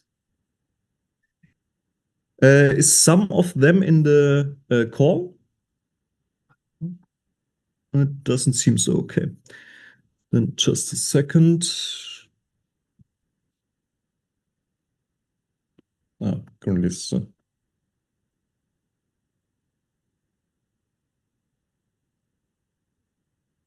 Okay.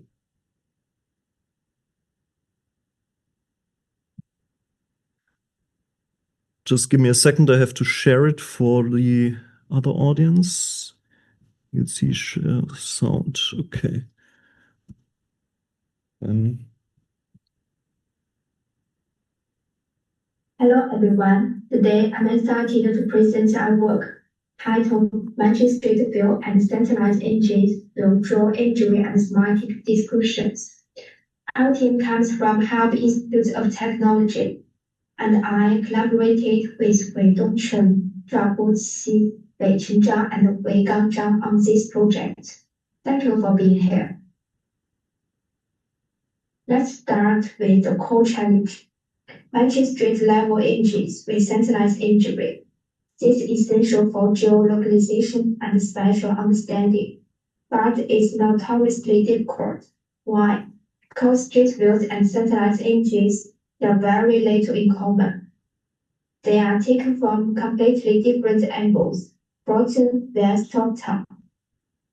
They capture different visual content, facade vs rooftops. There are significant scale disparities, and they have limited overlapping features. This makes direct matching extremely challenging. So, why tackle this problem? Because it has real-world impact across many domains: urban planning and infrastructure analysis, navigation GPS-denied environments, autonomous vehicle localization, MG series port and rampage mapping, 3D city modeling, and AR or VR applications. The geospatial analytics market is expected to reach $250 billion by 2030. Yet, existing methods struggle with large viewpoint variation and lack of limited data. This is the gap we aim to fill. Let's break down the key challenges. First, minimal low-level future overlap. Facade engines versus roof textures in traditional Kimport field. Second, high appearance variations due to season, weather, and occlusions. Third, sparse supervision. Accurately aligned cross-view pairs is expensive and time-consuming. These factors make cross-view matching a hard problem. Our goal is to match street views with centralized imagery. We propose using draw imagery as a bridge between these two perspectives. Draw capture oblique views that share context with both street and centralized domains. By integrating visual and semantic features, we can reduce the domain gap and improve alignment. Our main contributions are fourfold.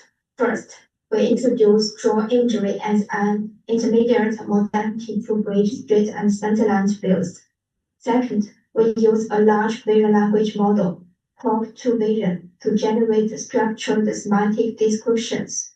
This captures modality invariant properties like materials, layout, and landmarks. Third, we develop an unsupervised matching method using superpoint and light glue for centralized to draw alignment. Fourth, we propose a probabilistic bridging strategy that compares straight draw and centralized draw similarities. Our final score forces bridge and direct pathways, achieving strong recall rates: 34.0% for recall 1, 68.28% for recall 5, and 18.88% for recall 2. Traditional methods like zipped or scene-based descriptions struggle with perspective differences. Recent approaches like multi-view learning or generative models often recall paired data or lack robustness. The key insight here is that we are missing an intermediate viewpoint, and that's where drones come in. Our framework integrates 3 modalities: street view, draw imagery, and centralized images. We use a multi-stage pipeline that includes visual matching, semantic understanding, and probabilistic fusion to achieve robust cross-view retrieval. To match satellite and draw images, we use a constant similarity score. It compares the information after reset, the average confidence of inner matches. This reflects geometric consistency and future reliability. We also include a normalized match count to handle varying input densities, a special coverage score to encourage well-distributed matches. The final score is a weighted sum with the coefficient for binders. This figure illustrates the satellite draw matching process.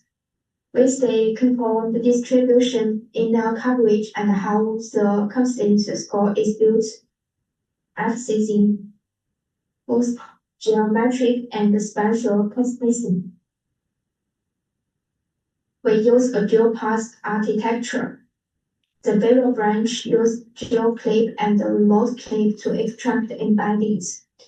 The semantic range uses LLM generated descriptions encoded by a text encoder. Both are used to produce the final similarity score.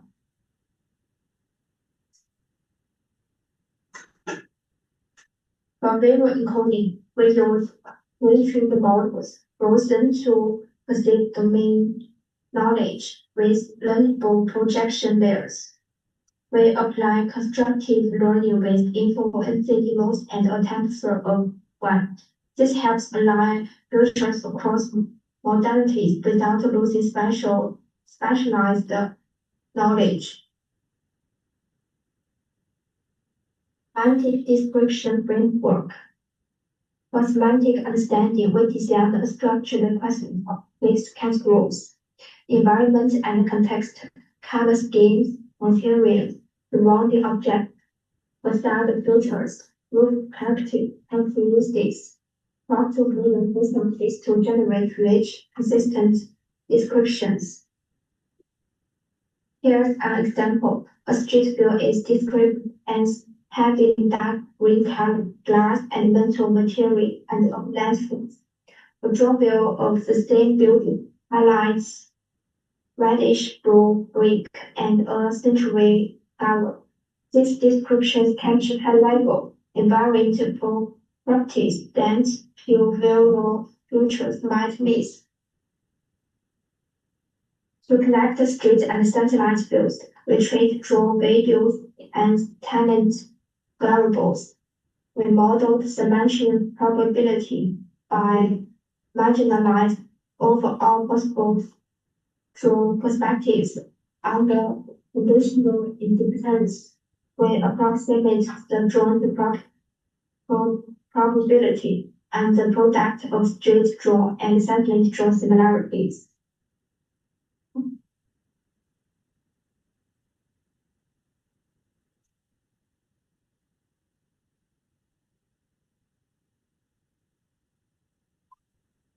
In practice, we use a top-K approximation, considering only the 20 most relevant draw values. We apply softmax normalization to convert similarity scopes into probabilities.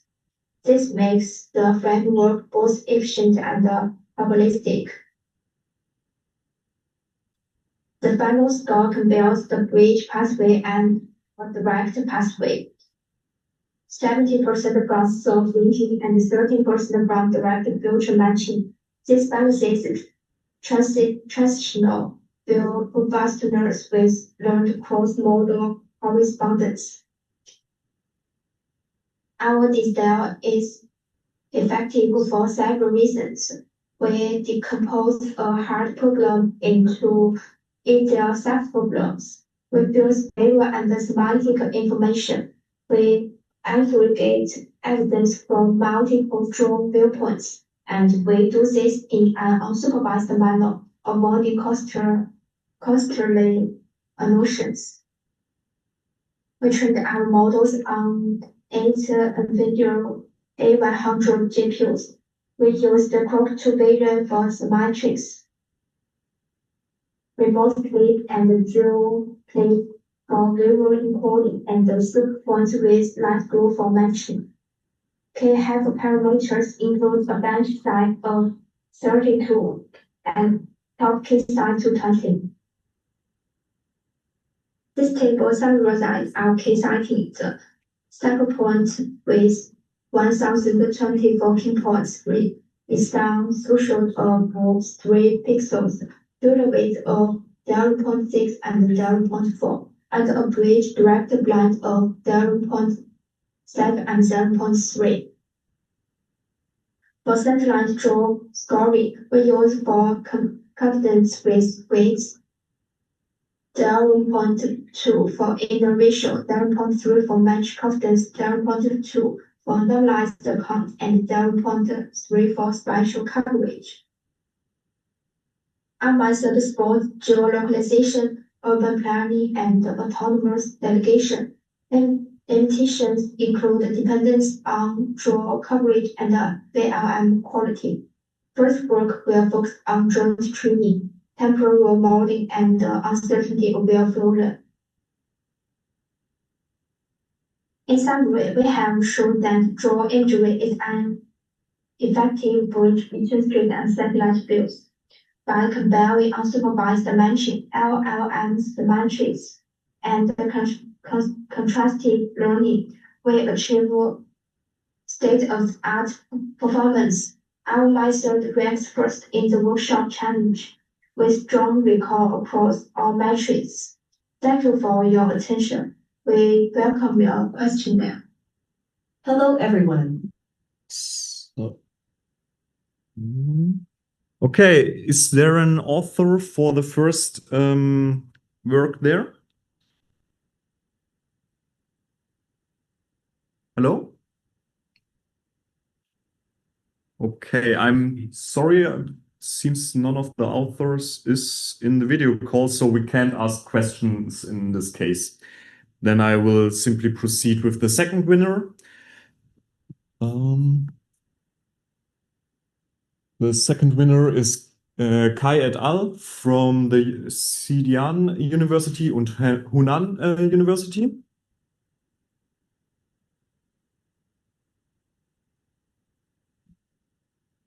They present GeoMatch. Thank you for watching this presentation at the ACM Multimedia 2025 workshop. Today, I'm excited to present our paper entitled GeoMatch, Multi-View Contrastive Learning for Limited Cross-View Geolocalization with Semantic Uncertainty. This work introduces a novel framework to address the challenges of geolocalization under limited field of view conditions, achieving robust and accurate cross-view matching. Cross-view geolocalization, or CVGL, is an important task that aims to match ground view images with corresponding aerial or satellite images. However, in real-world applications, ground images often have a limited field of view, which makes this problem particularly challenging. In this talk, I will first introduce the motivation behind our work, then explain the proposed method followed by our experiments and results, and finally, I'll conclude with some key takeaways from our study. Let's begin with the background and motivation of cross-view geolocalization. Cross-view geolocalization is the task of estimating the geographic location of a ground view image by matching it with the corresponding aerial or satellite image from a large-scale database. This task has attracted increasing attention in recent years because of its broad range of real-world applications. For example, it plays an important role in autonomous navigation, urban planning, environmental monitoring, and surveillance systems. The key idea is quite simple. Given a photo taken on the ground, we want to find where it was taken by retrieving the most similar image from aerial views. However, achieving accurate cross-view matching is extremely challenging because the two images are captured from very different viewpoints and often contain different visual appearances. In most existing datasets, such as Vigor or CVACT, ground view images are panoramic, covering the full 360 degrees of the scene. This provides rich contextual information and makes matching relatively easier. However, in real-world applications, ground sensors, such as cameras on vehicles or robots, usually have a limited field of view, often narrower than panoramic images. As a result, Only a small portion of the surrounding environment is visible. This limitation leads to two major problems. First, the visual information becomes incomplete, making it difficult to find corresponding aerial features. Second, models trained on panoramic images often fail to generalize to these constrained views. As illustrated in Figure 1 of our paper, when using only simple feature similarity, like cosine similarity, the cropped ground images retrieved from other datasets may look similar at first glance, but actually belong to different semantic scenes. This highlights the need for better modeling of semantic uncertainty and dataset alignment, which motivates our proposed approach. Although cross-view geolocalization has made significant progress in recent years, most existing approaches rely heavily on large-scale panoramic datasets, such as Dücker. However, this dataset contains very few samples with limited fields of view, which makes it difficult for models trained on it to generalize to real-world environments where the ground view image may capture only a small portion of the scene, for example, when the camera is blocked by buildings or trees. To address this issue, one intuitive solution is cross-dataset expansion. In our work, we use Bigger dataset, which provides a large number of ground aerial image pairs. By cropping Dücker's panoramic ground images into smaller segments, we can simulate limited field of view conditions and create additional training samples. However, if we simply rely on cosine similarity between visual features to retrieve matching images across datasets, we often select samples that are visually similar but semantically inconsistent, meaning that the scenes might look alike but actually belong to different locations or contexts. This kind of mismatch introduces noise into training and limits the effectiveness of dataset expansion. Therefore, we need a more reliable and semantic-aware way to align images across datasets. To overcome these limitations, we propose two core ideas in our method, which together form our framework called GeoMatch. The first idea is uncertainty-aware dataset construction. Instead of treating each image as a fixed feature vector, we represent it as a probabilistic embedding modeled by a Gaussian distribution. In this way, each image embedding captures not only its semantic meaning, but also its uncertainty, such as variations caused by occlusion, lighting, or partial views. We then measure the semantic distance between two images, using the Kullback-Leibler divergence, or KL divergence, which reflects how similar their probability distributions are. By combining cosine similarity with this distributional metric, we can select truly semantically aligned image pairs from the Dücker dataset to build a high-quality auxiliary dataset called Dücker AUX. The second key idea is multi-view contrastive learning. Traditional CVGL methods usually learn only from ground aerial pairs, but we further introduce a drone view modality as an intermediate bridge between the ground and aerial perspectives. This design helps reduce the semantic and geometric gap between views, and makes the feature alignment in the embedding space much smoother and more robust. In summary, by combining uncertainty-aware data construction with multi-view contrastive learning, our method effectively improves the model's generalization for cross-view geolocalization under limited field of view conditions. The overall framework is illustrated in Figure 2 of our paper. Next, I'll explain each component of the proposed method in more detail. Let me now give you an overview of our proposed framework, which we call GeoMatch.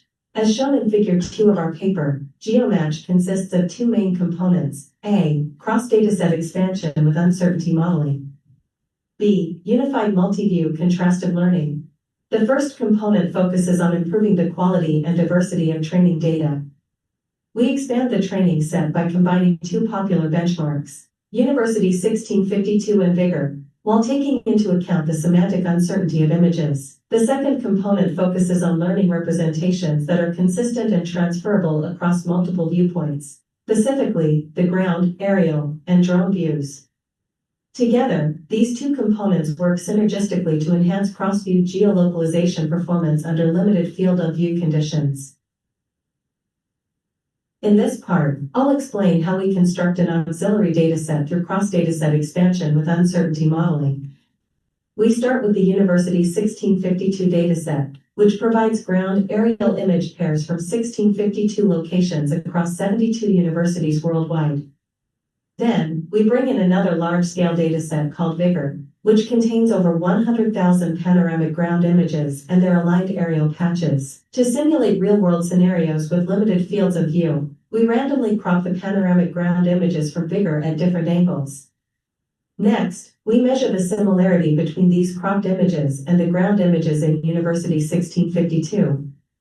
Instead of using cosine similarity alone, we model each image as a Gaussian distribution in the embedding space, with a mean vector representing its semantic center and a variance vector representing its uncertainty. We then calculate the Kullback-Leibler divergence, or KL divergence, between the Gaussian embeddings of two images. This divergence quantifies their semantic consistency. Smaller KL values indicate that two images share similar semantics. By combining cosine similarity and KL divergence, we are able to select image pairs from Dücker that are both visually and semantically consistent with University 1652. The resulting dataset, called Vigor AUX, contains about 22,000 high-quality cropped ground images, which we use as an auxiliary dataset for model pre-training. Once we have the augmented dataset, we introduce a multi-view contrastive learning framework to better align image representations across different views. Traditional cross-view geolocalization methods usually rely only on ground-aerial pairs, optimizing the similarity between them using a cross-view contrastive loss, noted as L_cross. However, this approach often overlooks two critical aspects. First, the appearance variations within the same view due to lighting or perspective changes. Second, the large semantic gap between the ground and aerial perspectives. To address these challenges, we add two important designs. A single-view contrastive loss, denoted as L_single, which enforces consistency between each image and its augmented versions, improving robustness to appearance changes. A drone view bridge, which introduces images captured from drone perspectives as an intermediate modality between ground and aerial views. This helps the model gradually learn the transformation between the two extremes. We denote cross-view contrastive loss as L_cross. The final training objective combines both terms as L_total equals L_cross plus L_single, achieving a unified multi-view contrastive learning paradigm that strengthens feature alignment across diverse perspectives. Finally, let's talk about our training and inference strategy, which consists of three main stages. Stage 1, auxiliary training. We first train a model on the University 1652 dataset using the uncertainty modeling objective to capture the embedding distributions. This step helps the network understand how uncertainty varies across ground view images.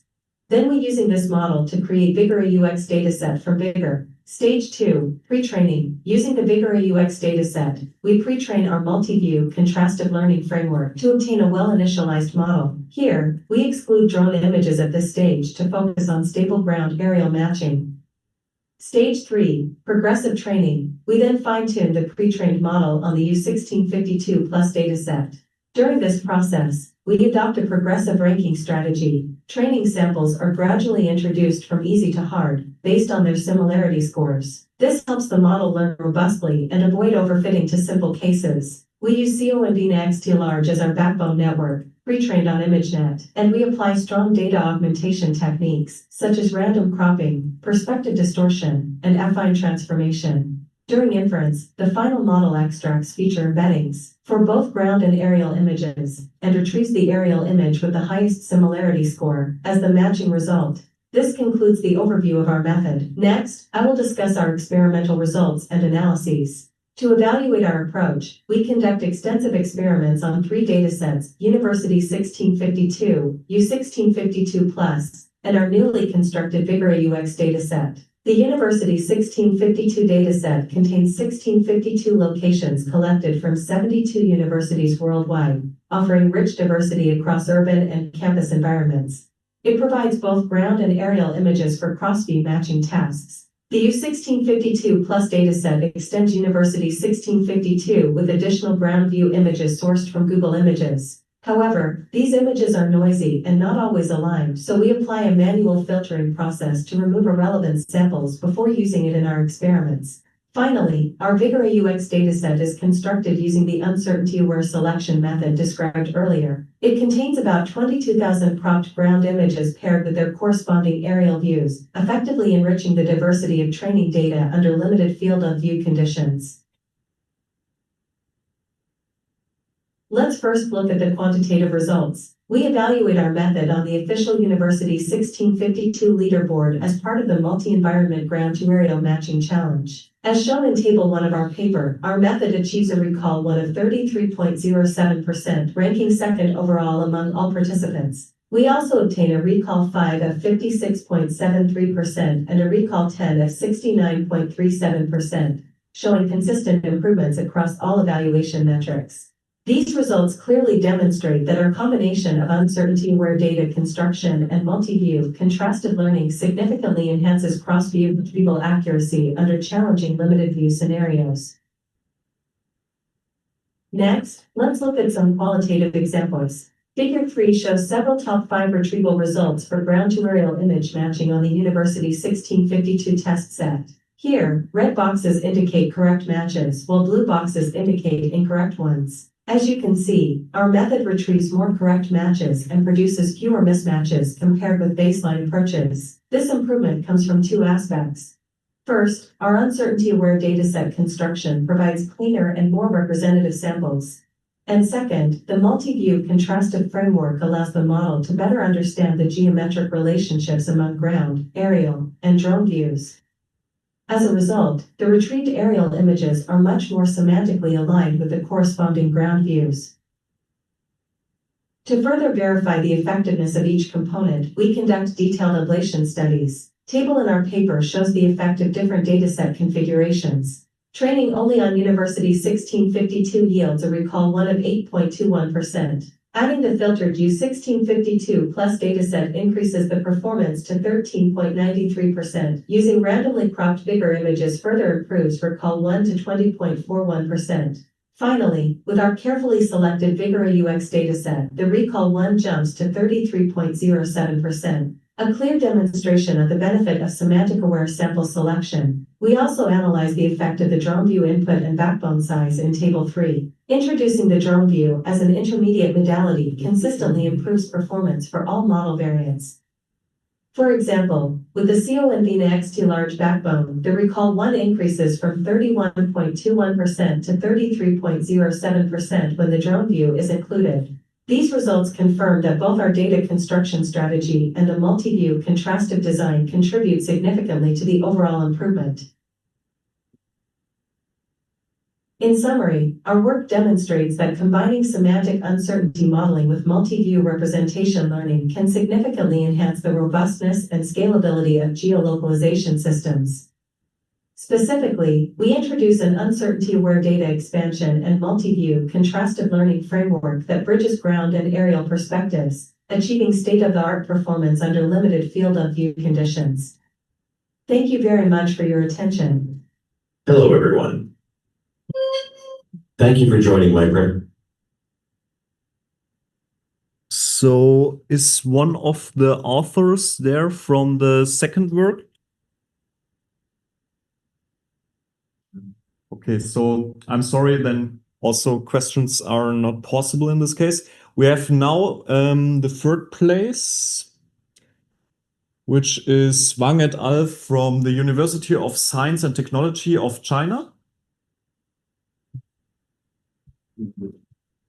We have now the last video, and then I have some words of thanks. Presentation today. I'm Xingbo Wang from the University of Science and Technology of China, and I'm delighted to share our work on geometry-aware enhancement and data augmentation for street-to-satellite geolocalization. Cross-view geolocalization aims to match ground-level street images with overhead satellite imagery for precise location retrieval. This is a fundamental problem with significant real-world implications. Consider the 2 data modalities we're working with. On the satellite side, we have a fixed overhead perspective with stable geographic coordinate references. These images provide comprehensive spatial coverage and consistent geometric properties.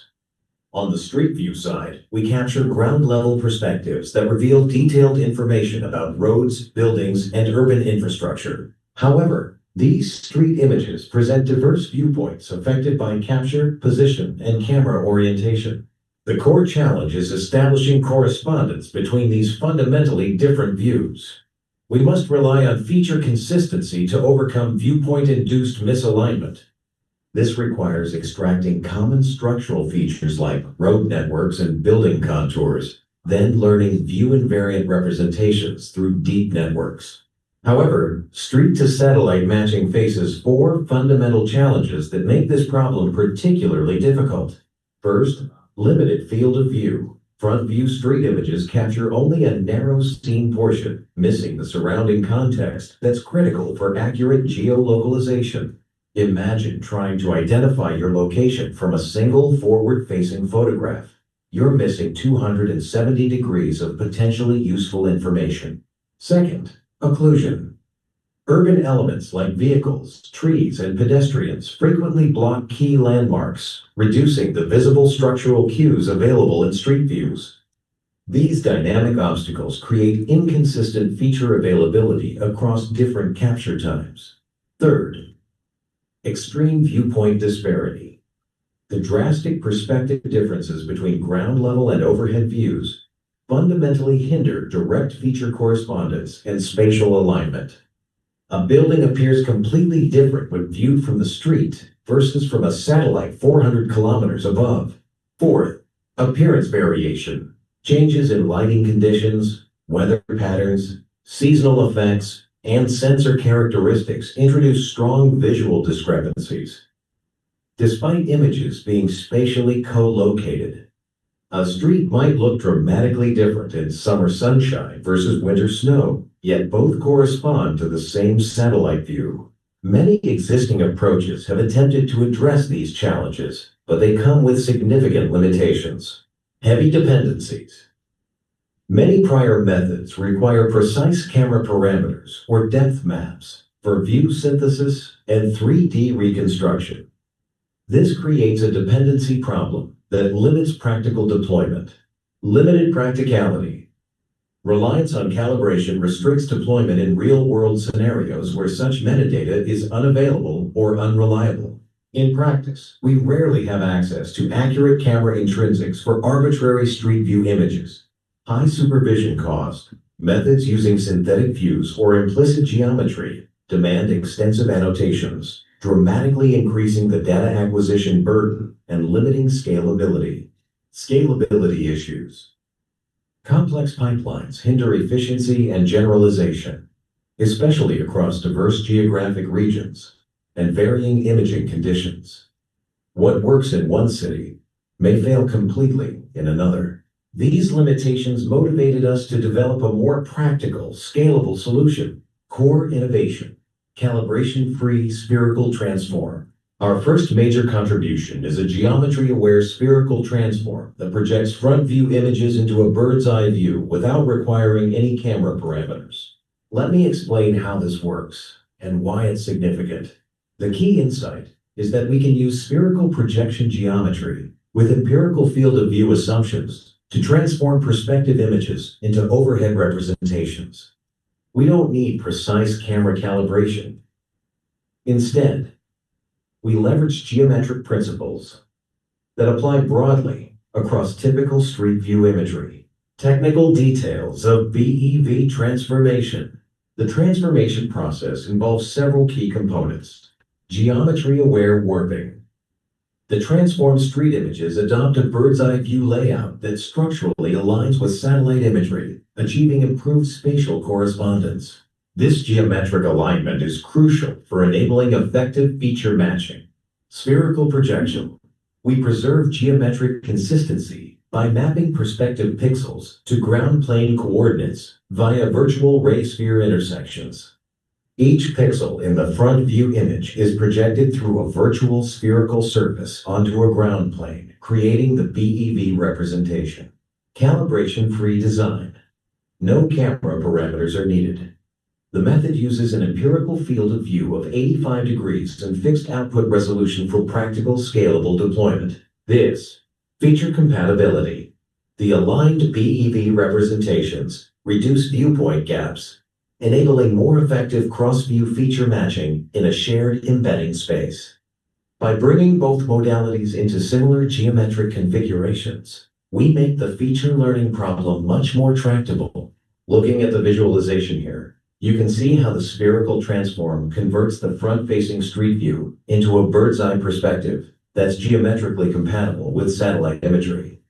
This transformation is fully differentiable and can be integrated end-to-end into our neural network architecture, dual-branch contrastive learning architecture. Beyond the geometric transformation, we employ a dual-branch contrastive learning framework. We use independent encoders for street and satellite images, mapping them into a unified embedding space where we can measure similarity. The learning objective uses info-NCE loss, which pulls matching image pairs closer together while pushing non-matching pairs apart. This contrastive approach learns view-invariant features without requiring explicit pose annotations or geometric supervision.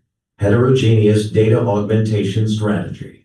Our second major contribution is heterogeneous data augmentation that leverages Google Street View and Google Earth to enrich training samples with diverse viewpoints and high-resolution references. Let me walk through the 4 key benefits this provides. Domain gap reduction. Consistent spatial alignment between multi-source images reduces the domain gap for better transferability. By training on data from the same geographic locations across both modalities, we ensure the model learns truly corresponding features rather than dataset-specific artifacts. Multi-perspective diversity. Multi-angle and diverse region datasets enrich training, enabling robust and generalizable feature learning. Google Street View provides multiple panoramic captures from different positions around the same location, giving us varied perspectives on the same geographic area. Temporal representativeness. Timely updates and high-resolution imagery ensure realistic, up-to-date input matching across scenes. Using current data from both platforms means our model trains on relevant, contemporary visual information that reflects actual deployment conditions. Multi-source precision. Fusion of geo-registered data and multi-temporal sources enhances model stability and deployment robustness in complex environments. The combination of Street View's detailed ground-level information and Google Earth's comprehensive overhead coverage creates complementary training signals. Data collection and processing. Here you can see our data collection pipeline. We systematically gather Street View panoramas and corresponding satellite imagery for the same geographic locations. The geo-registration between Google Street View and Google Earth ensures precise spatial alignment, which is critical for training effective cross-view matching models. The multi-source nature of our data, combining different capture angles, times, and resolutions provides natural augmentation that helps the model generalize across varying conditions without requiring synthetic data generation. High-fidelity BEV rendering. Our spherical transform module preserves spatial consistency through virtual ray-sphere intersection modeling. As shown in this diagram, we modeled the viewing geometry using spherical projection, mapping each pixel from the perspective view onto a ground plane through ray-sphere intersection calculations. This process is inspired by prior work on correlation-aware homography estimation, but simplified to avoid requiring camera calibration. The result is high-fidelity bird's-eye view representations that maintain geometric consistency with the original street scene while achieving viewpoint alignment with satellite imagery. Now, let's examine our experimental results. We validated our approach in the ACM Multimedia 2025 Street Satellite Matching Challenge, achieving third place among all international participants. Our method achieved $32, C.26% dollar, recal dollar at $1.63, $55, percent dollar recal dollar at $5. Our performance represents only a 1.78 percentage point gap while using a relatively lightweight approach. Looking at qualitative retrieval results, our method demonstrates strong robustness across diverse urban environments. The model successfully retrieves correct satellite matches, even for challenging queries with occlusions, varying lighting, and complex urban geometry. Let me summarize our main contributions. First, we developed a calibration-free spherical projection module that transforms front-view images to bird's-eye view without requiring camera parameters, making the approach broadly applicable. Second, our dual-branch contrastive learning framework learns view invariant feature representations through info-NCE loss optimization. Third, heterogeneous data augmentation leveraging Google Street View and Google Earth provides diverse, geo-registered training samples that enhance generalization. Fourth, we demonstrated practical effectiveness through third-place ranking in the ACM MM 2025 Challenge, validating real-world applicability. Future research directions. Looking ahead, several promising directions emerge for future work. We plan to explore adaptive or learnable projection parameters that could automatically adjust the spherical transformation based on scene characteristics. Extending to larger scale and more geographically diverse datasets would further validate generalization capabilities. Incorporating complementary information like semantic segmentation, depth estimation, or temporal sequences could provide additional matching cues. Finally, introducing uncertainty modeling would enable the system to quantify confidence in its predictions, which is crucial for safety-critical applications. Okay. Just a second. I don't find my mouse currently now. So I want to thank the organizing team for all the small things and also for helping me to get this workshop working. Also for the participants and the people who are here. And I want to invite you to talk about this interesting topic and also to look at the poster your group provided. So thank you very much.